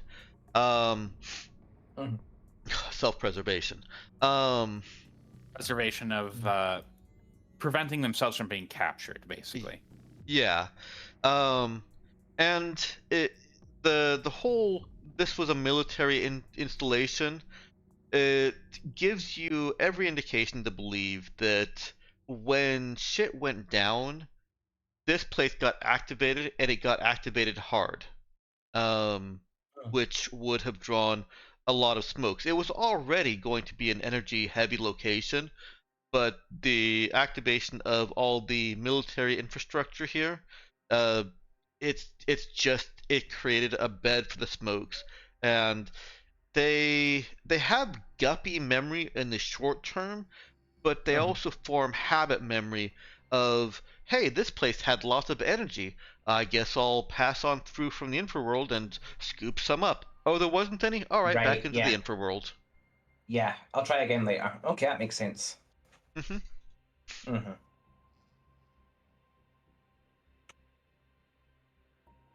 And of course, they are far more damaging than time and even the environment in most cases, because they just pass through and say, all right, I want that carbon atom and I want that carbon atom, and I'll take that one. Uh-huh. Yeah. Okay.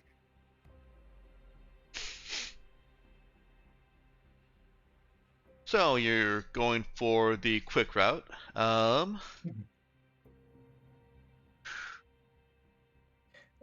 Yeah, don't see a particular reason not to at this point, which is, of course, immediately doing myself, but AFSA is going to do me so.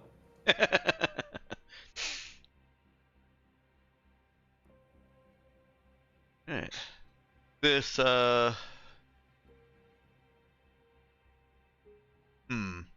You know what? Okay, let me put it to you on a meta level. I had intended this to be a yes, there will be an encounter here, no matter what the previous rolls have been.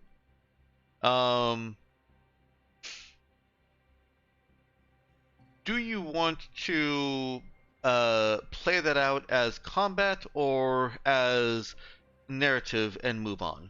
Like, what do you guys want to do as players? The reason I'm asking you, just preface this, is I don't want to feel like I'm just padding it out with a combat that may or may not be of interest or excitement.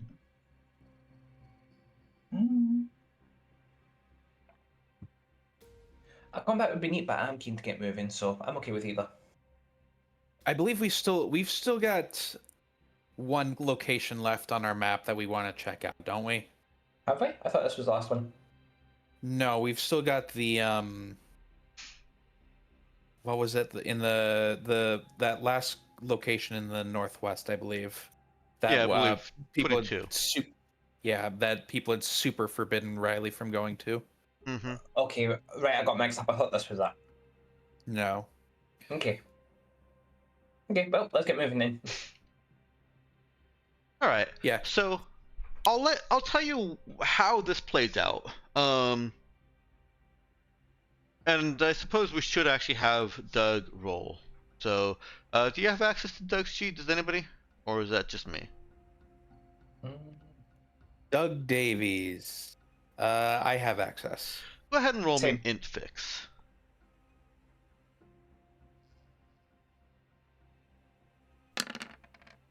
All right. That is easy enough to get it done in the 5 rounds. And whether by coincidence or some kind of triggered memory event, you guys are swarmed by smokes. The intent here was that Doug would need to continue working, especially this has worked especially well since Meowkin's out today. For those 5 rounds it takes him to remove that, while you are of course trying to keep him from getting consumed. There are of course instances where bad rolls can continue adding time to the collapse clock. And at the end of every round in which energy weapons have been fired, and another encounter check is rolled with specific lines in the encounter table that add more if there's active combat. You've only got a counter clock of 1 right now, so it would have been if I'd rolled a 3. The -1 would have brought that to a 2 because I'm subtracting the encounter clock. And that would have added 1 to the encounter. Same with a net result of 1. Of course, this would keep getting worse if you fail to gird the structure to respect the structural instability in your combat efforts. Mhm. And so then the collapse clock was going to increase and make the encounters worse. And at a below 1 on the d6 roll, it's going to be adding 1d3 plus 1 smokes to the encounter. So that's the mechanics behind it, and that's about what happens here. Is there are some instances where you have to move, or one of the big things that moves the encounter clock in the combat with them is something that you haven't seen the smokes do in this cycle yet. Okay. They can. Which is not menacing in the slightest. I do love it when enemies do new things. They display new capabilities. Can, just like Virgilia can grab people with telekinesis, so can the smokes. They're less subtle and more violent about it, and they just swoop by. You feel like you're being grabbed by a million little tendrils, and now you're being dragged around. Fuck. They drag you, in my notes, they drag you for up to 8 meters, with the biggest risks there being in heightened elevation fights, or fights taking place in structurally unsound locations, where they take you crashing into things, or you try and grab and hold on to something, and you're tearing the place apart. And so let's get a couple of rolls going here. Virgilia, go ahead and roll me a wisdom shoot. Sorry, wisdom shoot? No, charisma notice. Hey, you got charisma notice.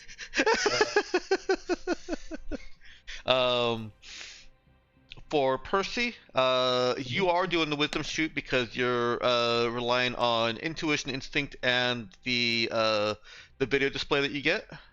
Oh, I'm on Doug. Okay. Oh yes, that you are on explains Doug. Yeah. Wonder if I can hide that. I can. Wisdom shoot, that's an 11. All right.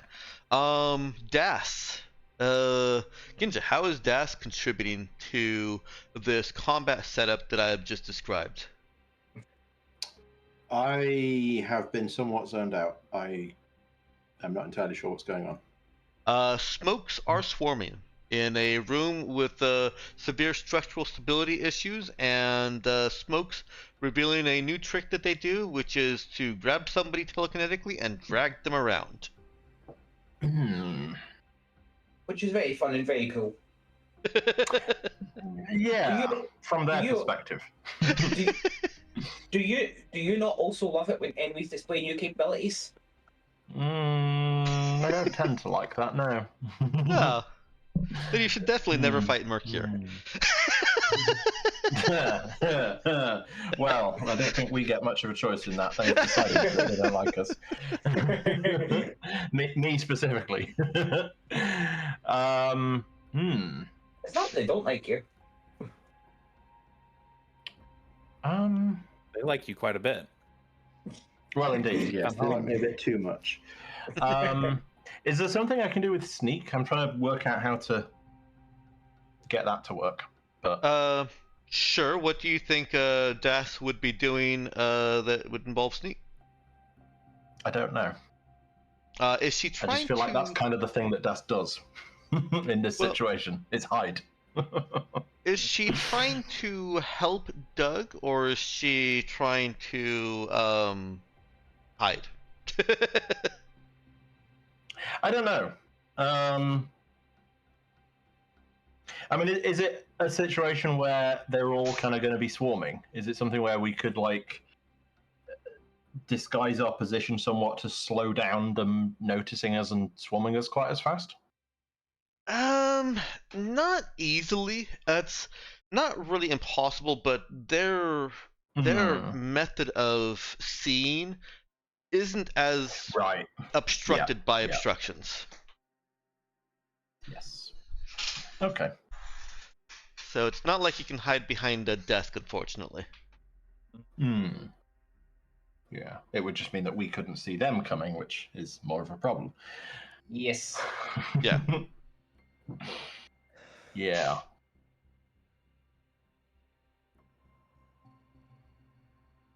Yeah, I mean, I think plausibly Death might just be trying to hide them. But hide in a way that, like, the party knows where she is and she's not, like, in more danger from stuff coming through walls. Okay. One option I think that you could utilize is sticking near Virgilia or Riley, as they are very well protected by their bonded entities. Yeah.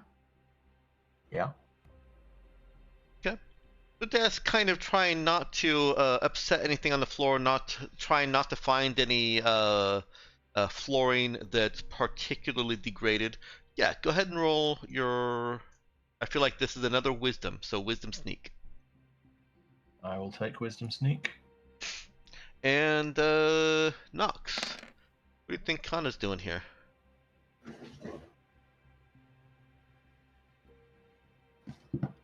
If you're able to answer. All right, I see unmuted.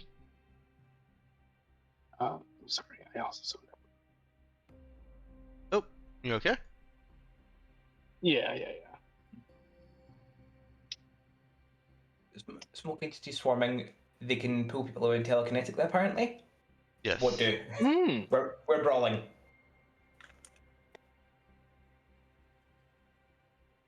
That's about the size of it. I'm gonna stay as some of close them to the are center of the formation as possible. Mostly because I have no defenses against these guys. Hmm.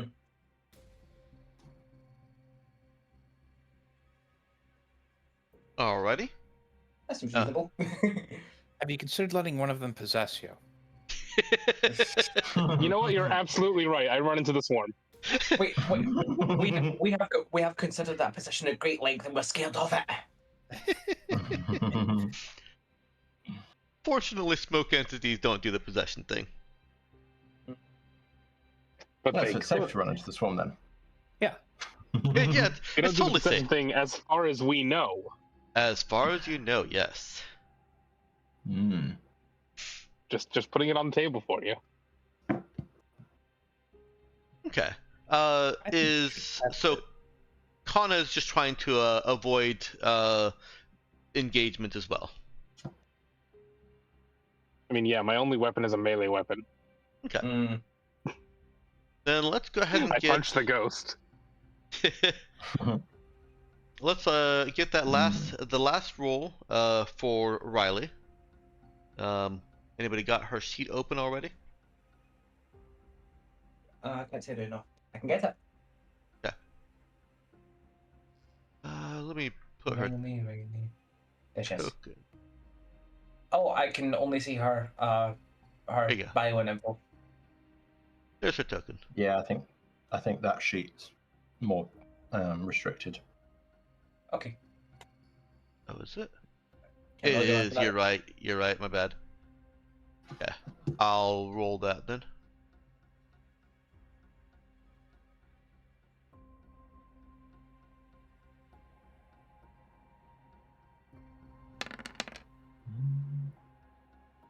Okay. Confused. Between Virgilia, Percy, and Riley, you are able to weather the swarm. It gets a bit intense, and if it had taken Doug a few more rounds to get this blah with extracted, then you might all have a very lethal form of cancer called being dead with cancer. Never heard of it. um But Great. So they can use telekinesis and they can give you cancer. What can't they do? Really, they're full of surprises. they do actually, as they swoop through you, and they eat carbon from parts of your body, you get cancer. Okay. Well, good thing we've not been hit by anything yet. That tracks. Hopefully. Yep. That tracks. It's basically radiation. Well, Yeah. Not quite, but it's similar effects to radiation. Mm-hmm. Yeah. Yeah. Yeah. Because it's basically just going in and like mangling your DNA. So, yeah. All right. And let's offer a choice here. I was looking for a 10, and wait, did we get a roll from Kana? Didn't get a roll from Kana. But Kana is the teleport out. Why don't you go ahead and roll me either Wisdom or Constitution, your choice. Teleportation.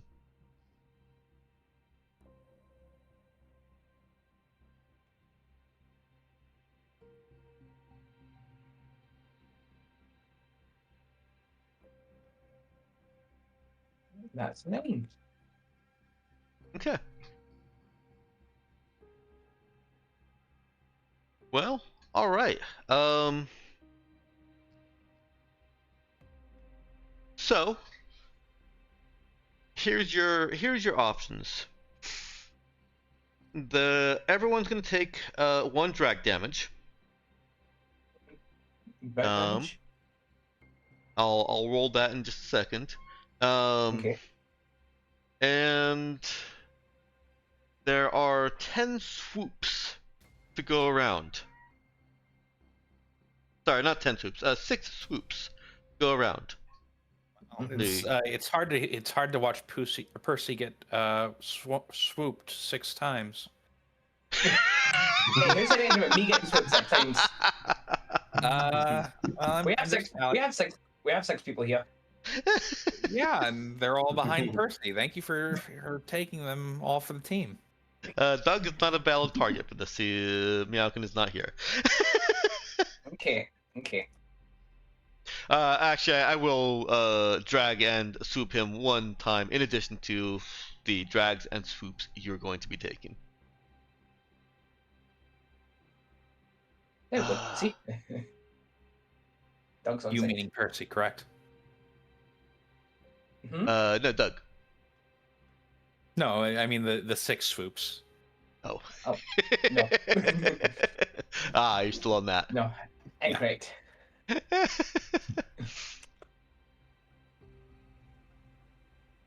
So, each of the people who rolled less than 1 is taking 1 of those swoops. Is anyone taking the other swoop for them? Wait, if anyone who rolled a less than 1, what? Less than 10. Oh, okay. I'll go ahead and take Riley's other swoop. Okay. Yeah, I'll take the asses. All right. God, is each of these swoops just an independent chance that you have turbo cancer? Yep. Great.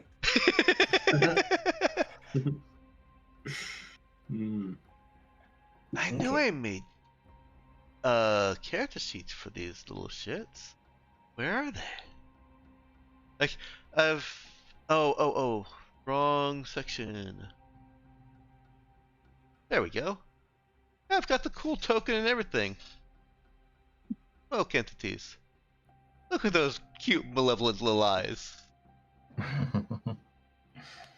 The adorable. I agree with one of those descriptions.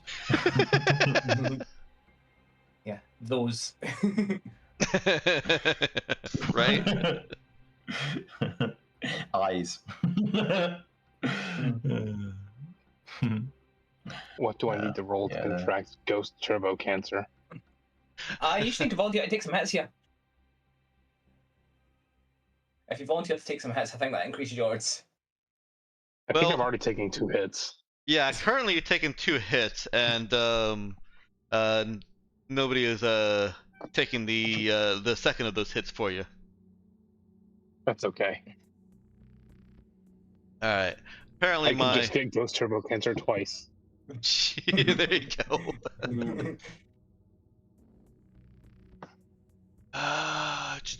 Yeah, so obviously, this is What's the point milking- we find out Das is the only one that gets turbo cancer, and I lose 2 characters in the same weekend. Oh no!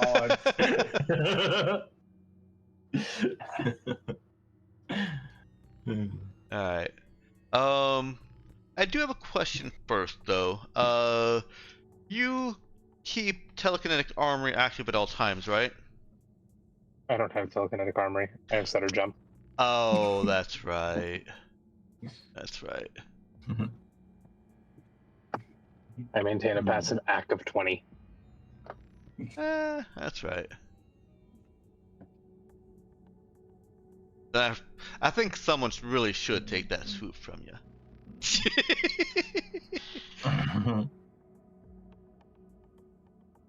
Okay, fine. Twist my arm. Percy will take 2. No. Don't give in to the guilt. My glutes are carved from granite. I can take it.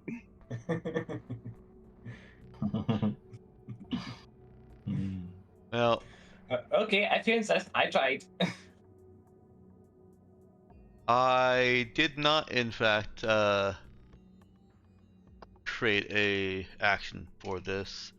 Probably because it has a lot of GM information. But let me go ahead and just do that because it doesn't really matter. And the drag. It's just Fireball twice.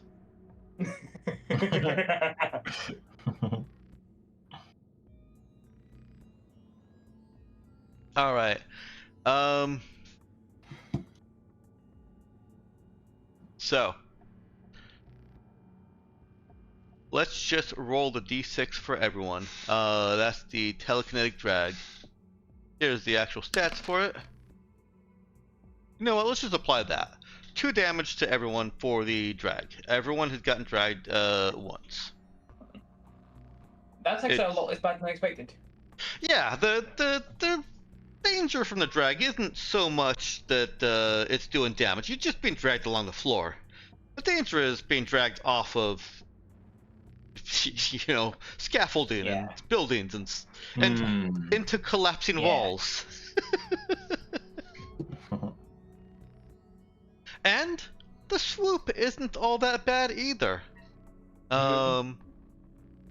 So let me remember who's taking what. So Kana, Das, and Riley are taking 1 swoop. Virgilia took Riley's, and Percy took Kana's and Das's. No, Percy refused to take Kana's. Okay, then Kana's taking 2. I'm taking both of my swoops. All right. Yeah. So I'm gonna roll the swoop. This is for all of you, and then I'll roll a separate one, a second one for Kana. Okay.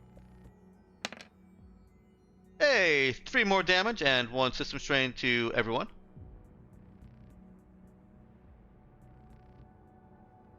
So that's 3 damage. And then Kana takes 1 more damage and 1 more system strain. Oh dear.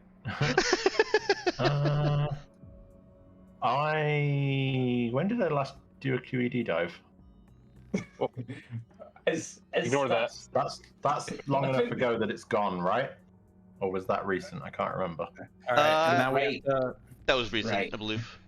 now we have to roll a Right. physical saving throw. Yeah. Yes. And don't forget How recent? Because I have system strain still marked. I take 2 system strain. I'm pretty.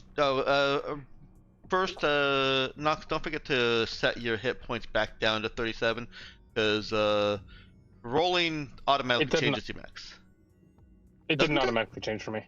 Oh, huh. I thought it did. Maybe I'm thinking worlds without number sheet. Or I'm thinking Foundry. Okay. Maybe. Um, I have to roll 2 physical saves. and then yes, everyone who took a swoop, roll a physical save. Okay. Oh. All right. Oh. Oh, Congratulations on your cancer. Fly me to the moon. Congratulations on your cancer. And let me play Among the Stars. Oh, I'm fine. Jesus. Das is fine. and Yep. I'm Riley's letting you fine. know if I take one more system strain, I die outright. Oh, jeez. You don't actually die outright when you cap out on system strain. Yeah. Let me dream. How long has it been since the QED dive? Oh, right, that was the other question I was getting at. Yeah. I'm pretty sure the QED dive was after you entered Onalao not orbit, but Onalao system. It's possible. Let's see. When did I? What did you get from the QED dive? No. Right. It was. We were still in Andoys. It was right after we left Mona because I sent a message back to Rajuan after it. Yes. Okay. Right. Yes. But we did jump straight here after that, so I don't know how long that took. Multiple days. Okay. Kana did not do the 1 hour jump. System strain is like 1 per day, is that right? 1 per day, and so I believe. Actually, I don't need to believe. So I started I can at just 8. look. So Let's see. Arrived at Mona 8:12. Drilled to Onalao 8:18. So it would have been.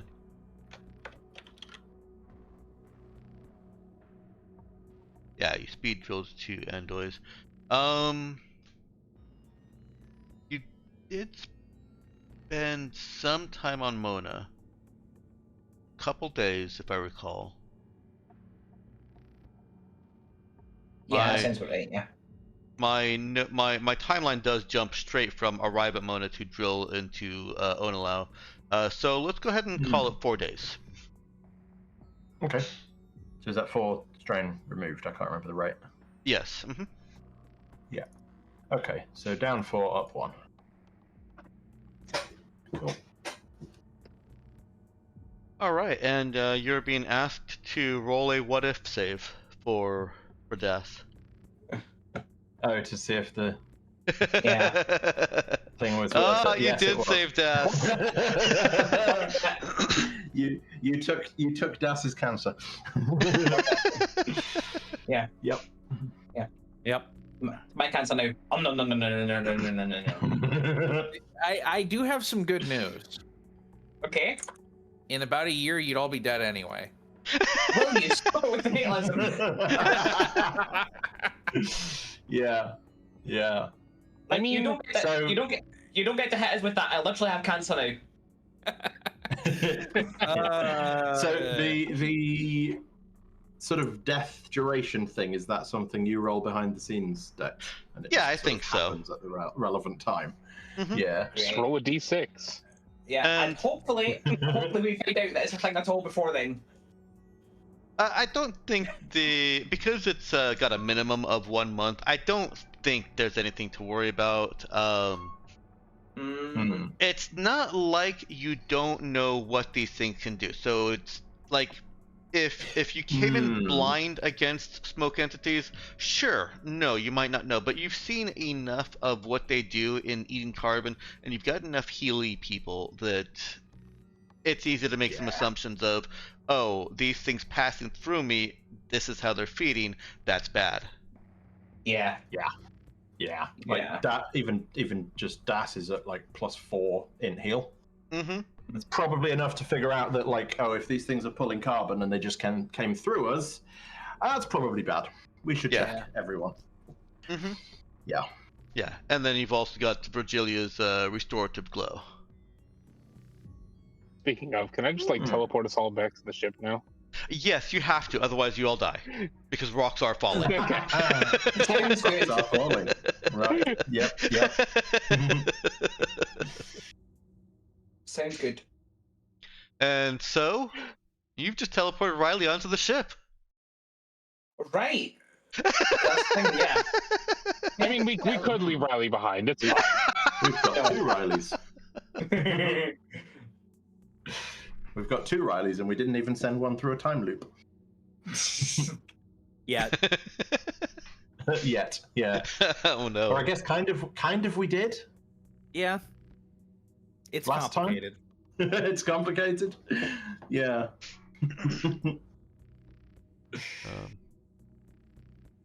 Where does Kana teleport you onto the ship? We have a designated teleportation. We do. Do we? Yes. Apparently. Okay. Yeah, didn't we say that a while ago? I put a big circle in a room so that we could teleport there and avoid the risk of telefragging. Oh, Yeah, because I remember that. she- Yes. Yeah, because you mentioned before, like, when she was teleporting stuff up onto the ship, that there was just a steadily increasing pile of shit around that circle. Yes, that's right. Mm. Well, that shit has been cleared and stored. Either moved to the workshop for fixing, cleaning, and maintenance, or tagged for arrival at the armory. So where is this circle? What what part of the ship is it in? Is it like near security? Just a barrack somewhere, a workshop? I don't actually remember what the room was originally. It might have just been a cube box. Okay, so it's a separate room. It's not part of other facility or structure. Like you've got room for 200 people, and you've got what, 20 crew. So there are barracks that could be converted into your teleport room. Yeah, no, this was just a room. Okay, we'll go with the barracks conversion. Which Okay. puts it near security, and your primary security forces. And so you know that somebody from your security team is going to be arriving shortly, because you've just blipped back onto the ship. Your comms have registered, reconnected, and alerted them. Probably you've got head straight to the Medbay. Okay. Yeah. Did Das already explain the danger of the smokes? I don't know. Probably. If it's something she's noticed, she probably would call it out at the point that she sort of figures it out. Yeah. So Das has mentioned that getting slimed or smoked by these malevolent things is bad for long-term health. And are all of you going to Medbay with Kana? Yes. You're met along the way by Libra. Isn't she still planetside running things? Oh, she is, by Julia. Yeah, we didn't send her. Right. See, that's the question I have. So, the smoke entities can affect androids. If one of them passes through an android, do they have to roll a save against cancer? Let's not test that. That's a good I point, mean, though. she would have to probably roll a save against sudden termination from lack of computer functioning. Ooh, I like that better than what I was gonna do. Got a computer virus. What were you gonna do? I was just gonna say, all right, they take an extra D6. What if they're not made of carbon? I think Can we like I think remove there's all the room for carbon midpoints here. No, I like engines as well. Save I or don't- die. Immediate. Yeah, kinda makes sense. I don't think it's feasible to remove all the carbon from androids, since carbon is in so many plastics and rubbers and computer components. They're just as susceptible to damage from smokes as humans are. They just don't have the cancer risk. I mean, if it leached the carbon, could it leave them with memory loss, since their memory is distributed throughout their entire body? They have memory cancer. Memory cancer. Because Still yes, 1d6 months lethal, but it destroys their memory instead. yeah, that's Yeah. that they go insane in 1d6 months. They don't die. They just go insane. They lose 1d6 points of intelligence. Anyways, yeah, to Medbay. Okay. Yeah, Julia meets you along the way, geared up and ready for conflict if it was necessary, but she sees that you are all well and fine and a little bit stinky and banged up. And asks if there's anything that she needs to follow up with or do, as she's following along beside you. Yeah, we might all have cancer. Let's lie down and take a little nap first. Let's get to Medbay first. Okay. Let's go on 6 months vacation.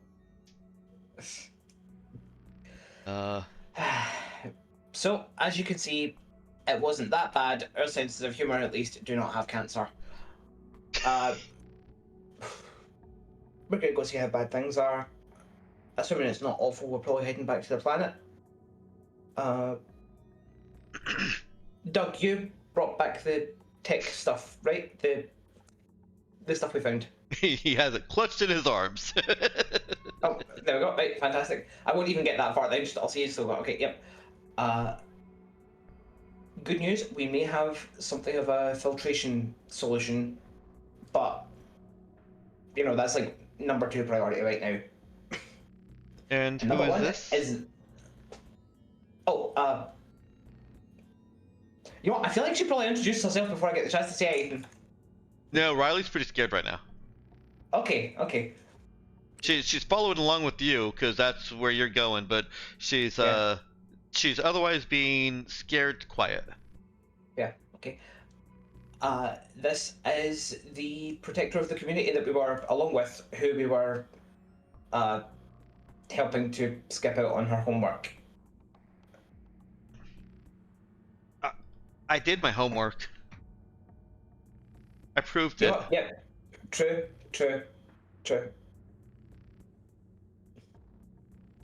Where are we? Oh, this is a spaceship. This is a spaceship. This is the Raza. This is. We are currently some tens of thousands of kilometers over. Kilometers? Mm-hmm. Thousands? Yeah, I believe we are currently in geosynchronous orbit over the hospital.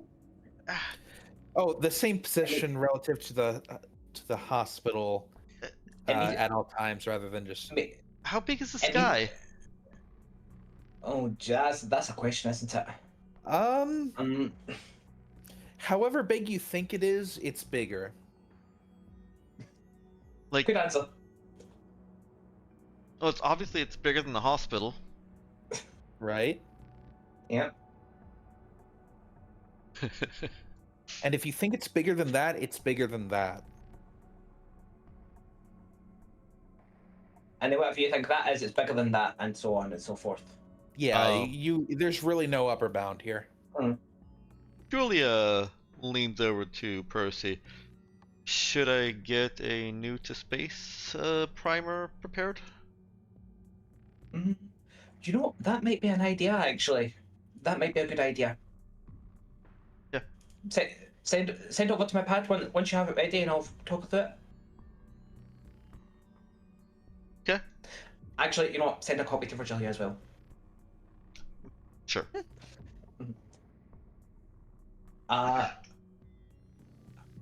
Percy's actually going to whip up a sector map on his tablet.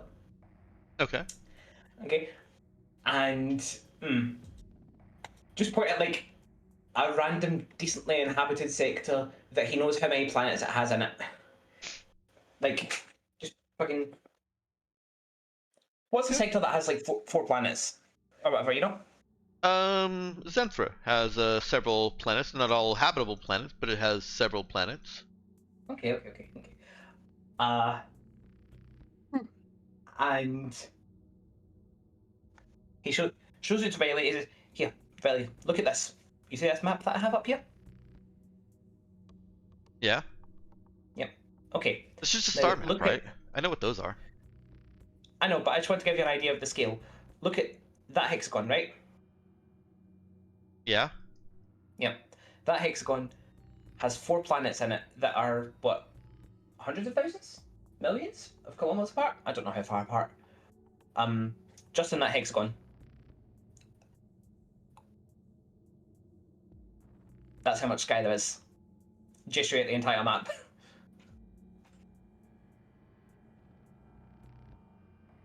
Mm. I feel sick. I want to go home. Yeah, we're gonna check. We're gonna check for the sick, and then we're taking you back. Okay. Yeah. Are we? Speaking of which, are we at the Medbay yet, Dex? Yes. Julia Okay, has paired off, or peeled off, I guess. Yeah. And gone to get people who are good at making that kind of visual media, like probably Vicky. Yeah, I was just thinking that. Siri is there waiting for you at Medbay. Okay. Uh. Okay, so who among the team is familiar with what smoke entity? You know what? No, that's fine.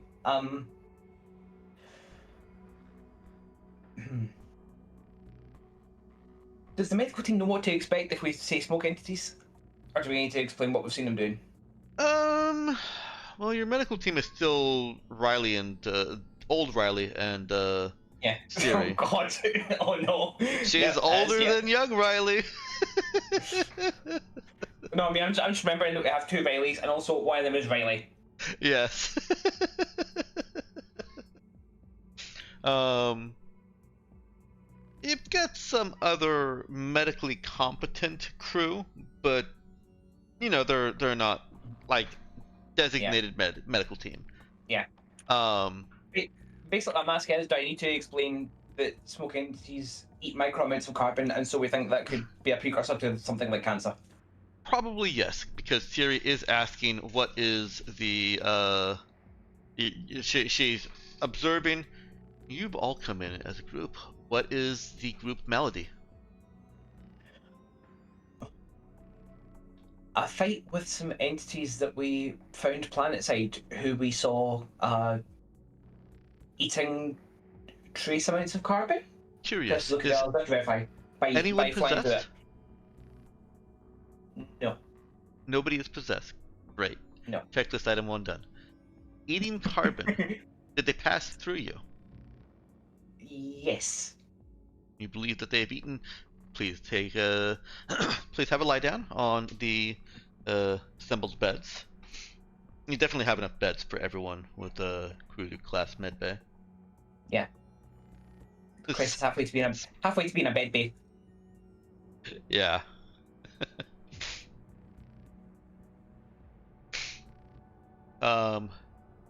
Riley is a little bit hesitant to get on the bed.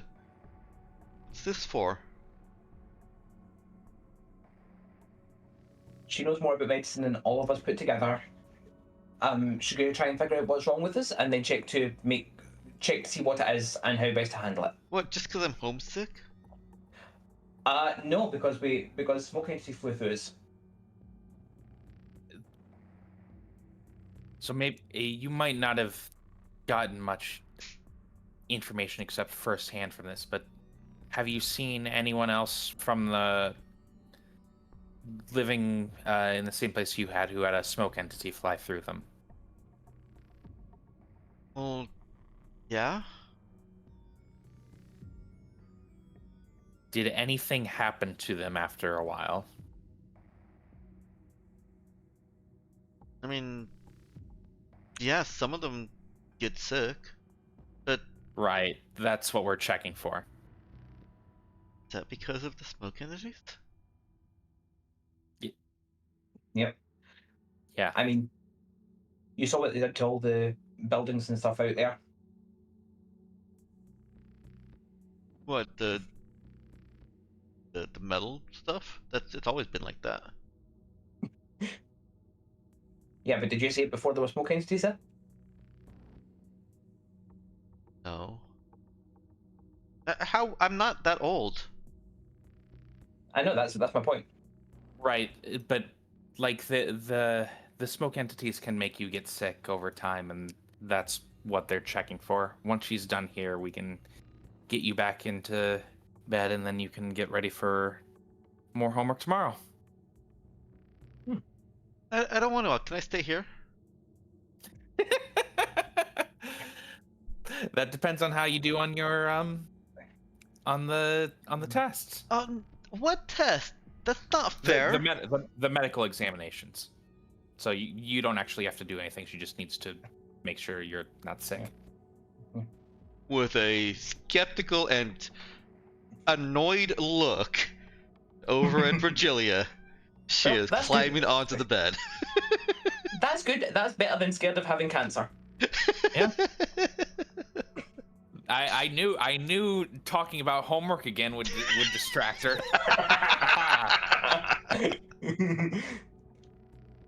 You're good at this. You should adopt her. I'm joking. You really shouldn't. I can bring Jai back. Oh no. No, absolutely not. Do you know what? Riley would actually be really happy with that, which makes me think that's probably a bad idea. Yes.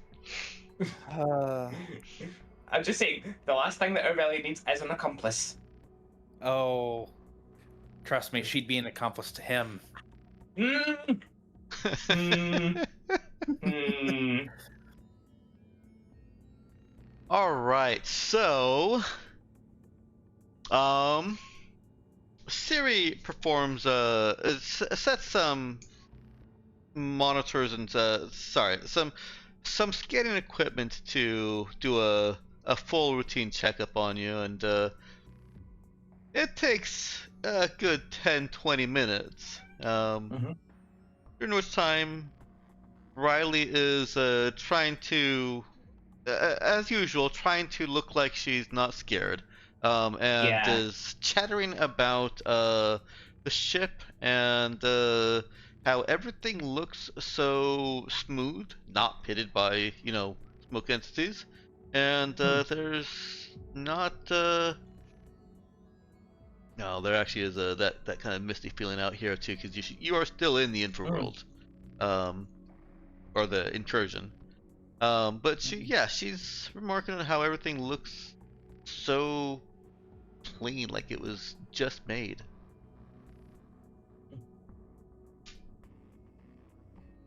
I'm actually fairly sure the Raza is like 200 years old as well, isn't it?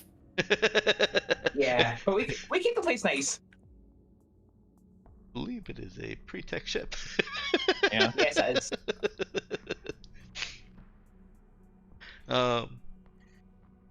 Yeah. We keep the place nice, and also we're not literally fighting for survival, so we have time to clean.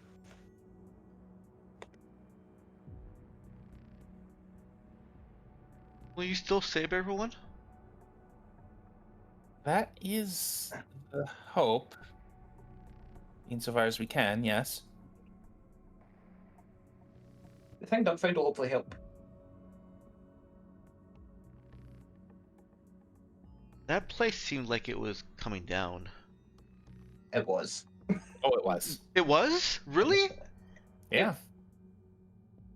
And we were in it? Mm-hmm. Not when it came down. Why didn't anyone tell me? I thought you knew. We were discussing what to do for a little bit there. You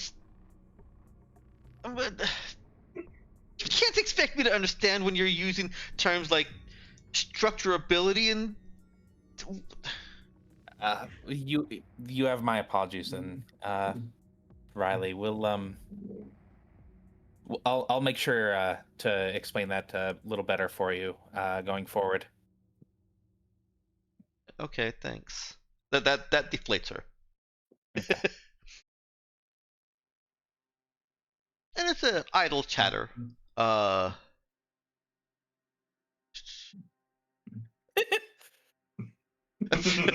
ow, ow. I don't think it would be weird, but it might get her angry.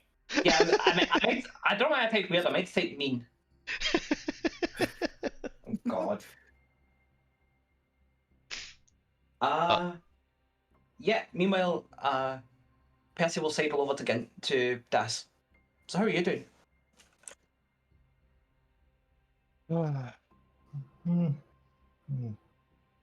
I'm alright. Okay, just you kind of froze up a little bit in that last swarm, and I don't know. Well, there's not a huge amount I can do in that situation.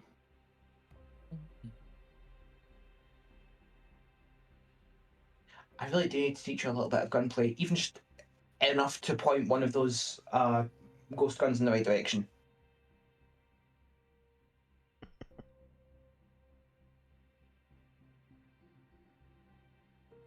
Yeah, it's a concern for later. Yeah. You know where to find us if you need to. Yeah. Das is not engaging, and that's fair. Percy will retreat from that conversation. Well, Siri finishes with the scans shortly, and does she keep it private? Does anybody give any indication that this should be private, or the fact that you've come in all as a group? Does she care about patient privacy? Oh yes, it is supposed to be part of professional conduct. Okay. Yeah, that does make sense. I think she would then. Yeah. Like, she's wildly enthusiastic, but also she's a professional. Yeah, and if you guys haven't been openly discussing your risk of cancer, and basically making it an open topic, then she will respect that privacy. And she will tell you simply that she has completed the scans. You can all go, and she will call you each individually to let you know when she has finished processing the data. Okay.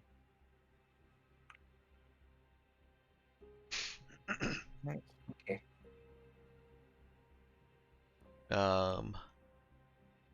She does, however, perhaps play her hand in that as soon as you all get off the beds and start to actually get out of the medbay, Percy gets a message.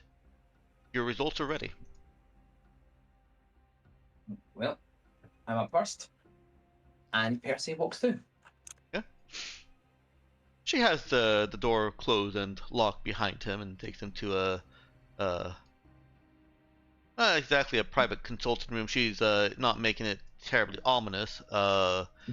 She brings him over to a set of monitors and consoles that would be fairly obscured from anybody trying to look in through the few. For some reason, I imagine it's surrounded by glass windows, but that seems really bad for a medbay. Yeah, from anybody passing through. And she does start to talk about how there are where you said, hang on, let me get into her voice. Where you said these smoke entities had attacked and passed through you, and I believe, I quote, my everywhere, Kinda.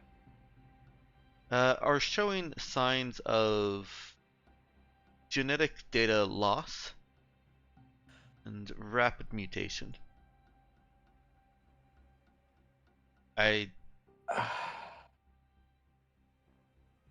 This is cancerous, Percy.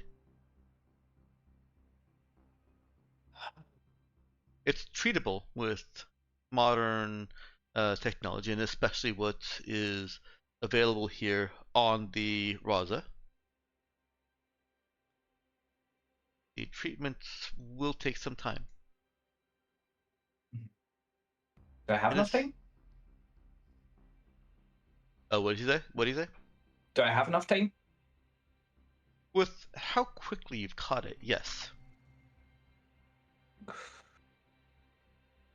think Well, that 1 seems week, volatile. and we should clear this out. Okay. Okay, that's good at least. That's good. God.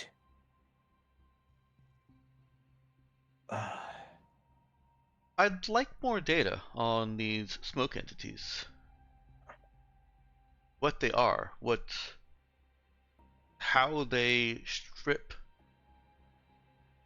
your body of its necessary components.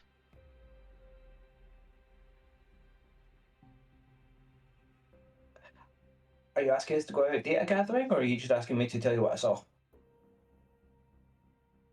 I would never ask you to go into danger, but I know that you will again. And I would never ask you to go into danger, but I really want you to. no, basically. That's Riley. No, Riley would never say that she doesn't want to ask us to go out of danger. That's true. Riley would say, "Hey, could you go out of danger for me and get some data?" It's totally safe. She wouldn't go that far. She's still on our side. She wouldn't go that far. Probably, hopefully, maybe. She though? Maybe. She wouldn't say you have to. She just strongly encourages it. Yeah. I see you met her, Riley. She makes it clear that she absolutely does not want you to, but she expects that you will, and so she'll put in a request with your brains, your scientists, to try and see if they can modify your equipment, your scanners and such, to get better data.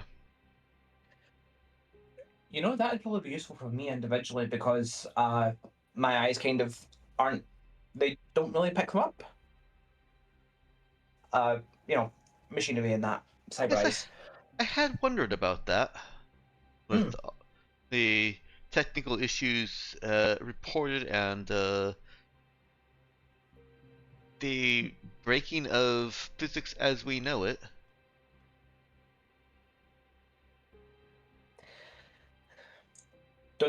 Don't they say that means there's some kind of other physics that we just don't know about yet? The universe is not under any obligation to make sense, etc., etc. There are some theories. Would you like me to go into this? I feel like the others are probably too concerned to hear about their cancer diagnosis or lack thereof. Oh, yes, of course. If you do any reading, I'd be delighted to hear about those other theories. Sure. Sorry, I'm kind of all over the place. I just found out I have cancer. Don't worry, Percy. And she puts a holographic hand, hovers a holographic hand over his shoulder. You'll be fine in a week. Yeah, hopefully. Percy, who sees himself out to the others and with the fakest fucking bravado that he can put on, says, "Well, the good news is modern medicine can fix it fairly easily."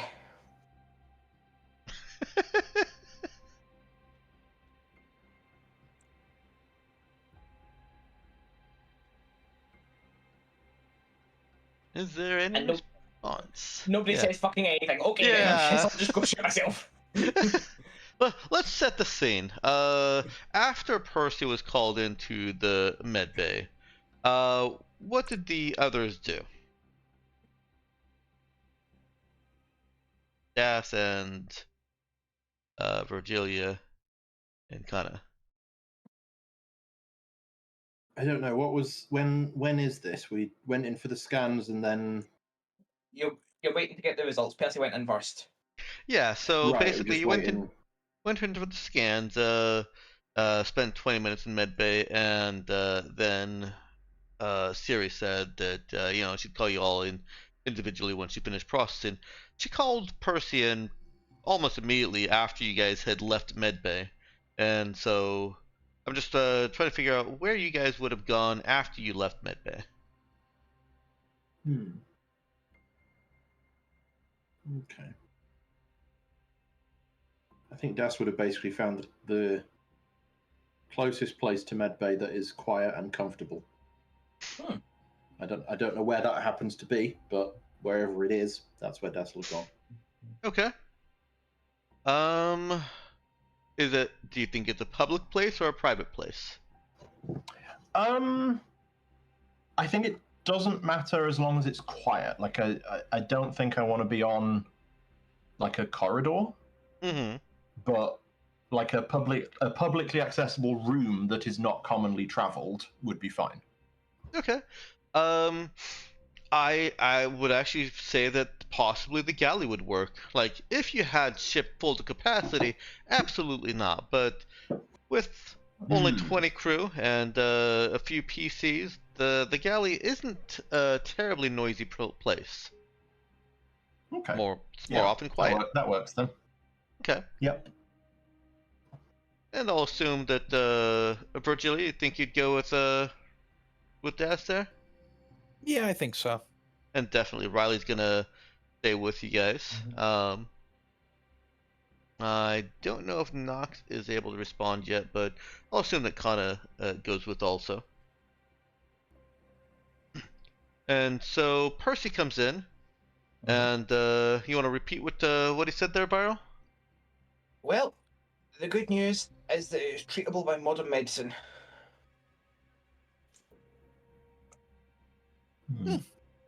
So, out of character thing. Mm-hmm. The certain people taking the swoops for other people. Is that a in character they stepped in front, or is that an out of character we just distribute this many and that's what happens? I'm treating that as an out of character representation of about how the battle went. Those that took the swoops were being more protective throughout the combat. So it's not like they stepped directly in front of a swoop. Everyone was trying that to would avoid probably, those. I mean, that would probably not do anything anyway, given how these things work. Right, Yeah, right. exactly. Yeah. That's just giving them a 2-for-1. But it's kind of Percy took one because he's more on the front line than the rest of us. Yeah. Yeah. Okay. Yeah.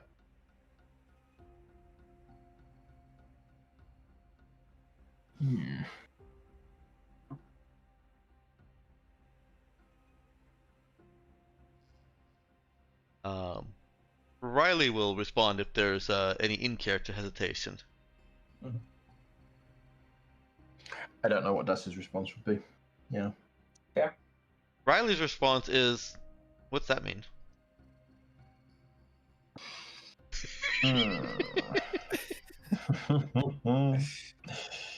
Yeah.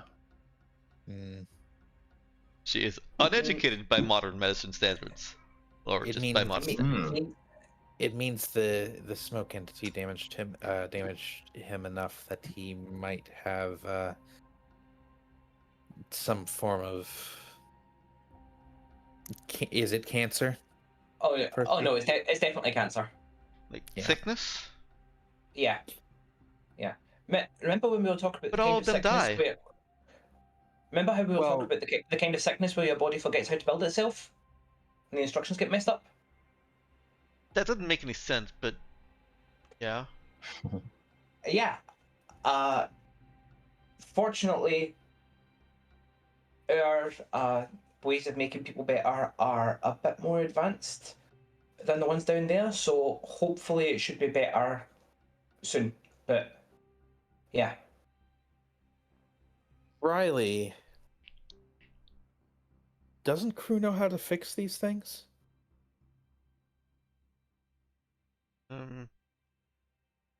I don't know. Oh, yeah. Yes, he does. But Might be. what? People have died. Why?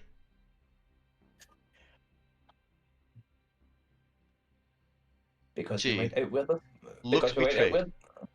Because we went out where there are smoke entities, and those little bastards are dangerous. But if he can, Crew could fix them. He might not have known that he needed to. Crew doesn't think in this exact same way that a human does, Riley.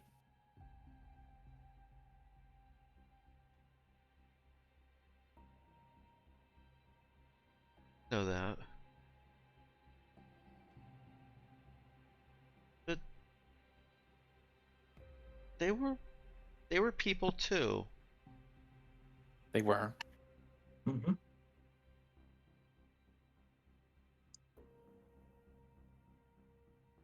That's it, Crew. We're saving everyone now. Okay? Don't overstrain yourself, Riley. She's going to do exactly that. You can't, Riley. I need you to listen carefully to me. If you overstrain yourself, you won't be able to save nearly as many people as you can if you manage to give yourself proper rest. Okay? But that doesn't make sense. You know, not that many people got sick, so Then yeah, go ahead and heal them. Just don't make sure they don't do anything reckless and wander right into the smoke entities. That would cause more problems.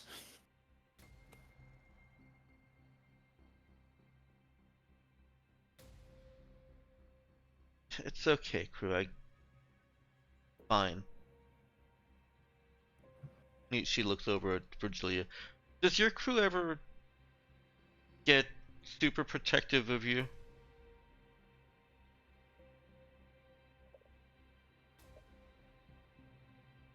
Sometimes. Though I don't think that our connection is quite as strong as yours was with Crew. Would he let someone die because they're not you? Virgilia thinks about that.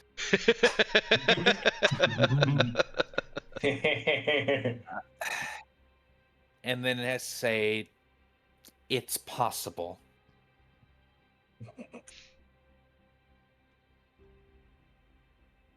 We have to be better, Crew. We have to be better than that.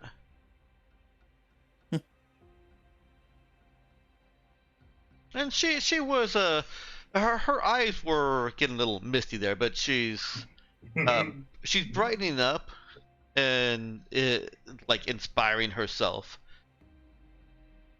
And we're gonna do that. And she tries to put on an authoritative 16-year-old voice as she says, and you guys are gonna help me save everyone on the planet. Well, we've got the everyone on the planet. Because it wasn't just the hospital, was it? Remember how small her perception of the world is.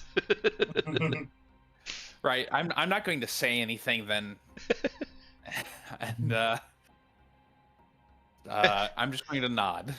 And also planet, while she knows the term, she did learn that the enormity of it is still a new concept for her. Right. Well, we've got the filter now, so I believe we can manage with what we have. That's great. There is still one more place I wanted to explore, though, Percy. If you're still well enough to travel. I would need to check with the Medbay. I don't want to risk adding any more cancer to the cancer I have. I don't know if adding more is a risk. I mean, it probably is. Yeah. Still, there's that area that people were forbidden to go down on the planet. I want to see what's there, especially if the smoke entities are drawn to it, and especially if it's connected with our Jody, it might be of interest. Das gets a test. Your results are ready. Oh, I'll go in. We'll focus on that for just a moment because Das gets there and Siri says, "I've detected no anomalies in your structure." Okay. That's Is, good. is that the right way that you would like to hear that? You like the nerdy speak, right? Yeah. Yeah, it's alright. Clean bill of health and no anomalous readings. Excellent.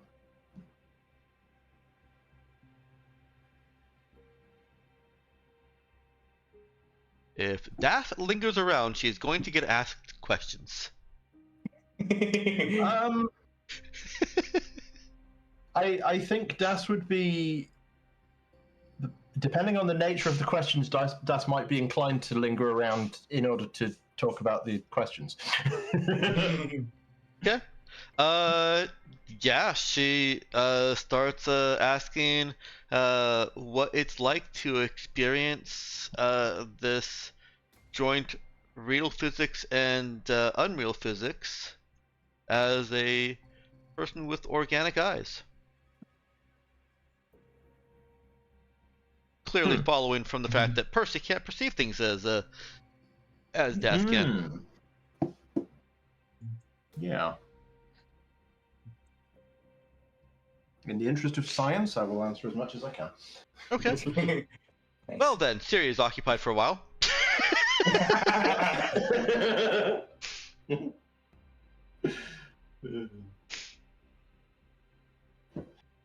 She does interrupt briefly to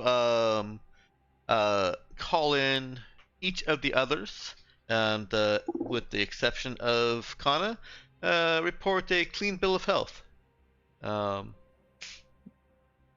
And of course, I don't know if Nox is still unable to respond, but I'll say it just for the record here. Siri does call Kana in and lets her know that she has cancer also. She doesn't do that within earshot of Das. She is keeping all of these private. Yeah. Yeah. Yep.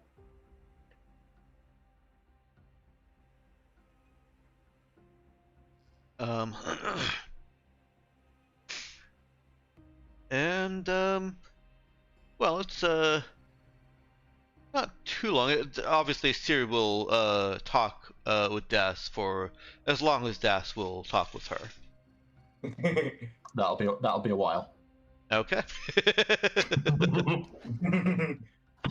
Yeah.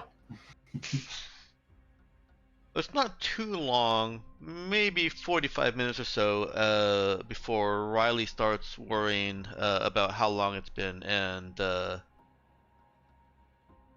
asking. Basically, she starts off by saying, I should get back, but you said there was one other place you wanted to go, right? We can explore on our own, Riley. It's okay. If you I can come with you. I mean, you guys need me anyway, so it's okay. Okay. Well, if you're sure. Yeah, I don't mind helping you. Of course, we appreciate it.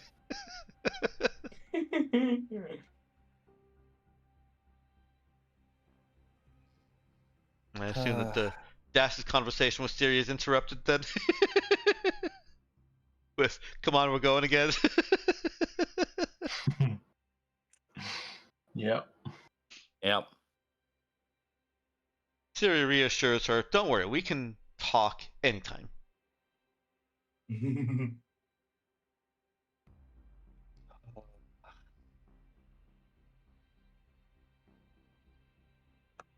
And we are right about at the end, so perhaps this would be a good place to call it. You can teleport back down to the surface outside of. Well, actually, you can teleport closer to. I'll have to look at the map again. In fact, we can just look at the map right now. How about that? So you want to go to 22. Let's get this out of the way. Which, yes, was right over there from 10.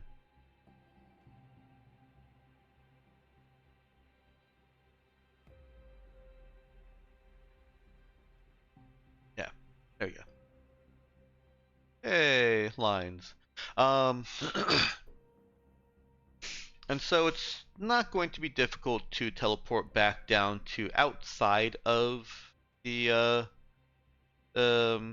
utility bunker, so you can see what destruction you have wrought, and then make your way back over to 22 and get Riley back to 0.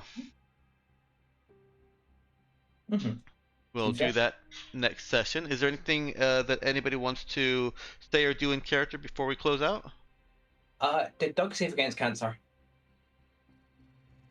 Ooh. That is a good question. Did he get hit? Yeah, he did an automatic hit, remember? Yeah, I'm gonna Right. that roll 2. Where was All he? right. Where's Doug? Let's see if the absent player got cancer. Should have been here. Should have been here. Yeah. He did not. Okay. He's safe then. All right. Any other in character? I put the skull and crossbones on me and you can wear it should him in for the next. No.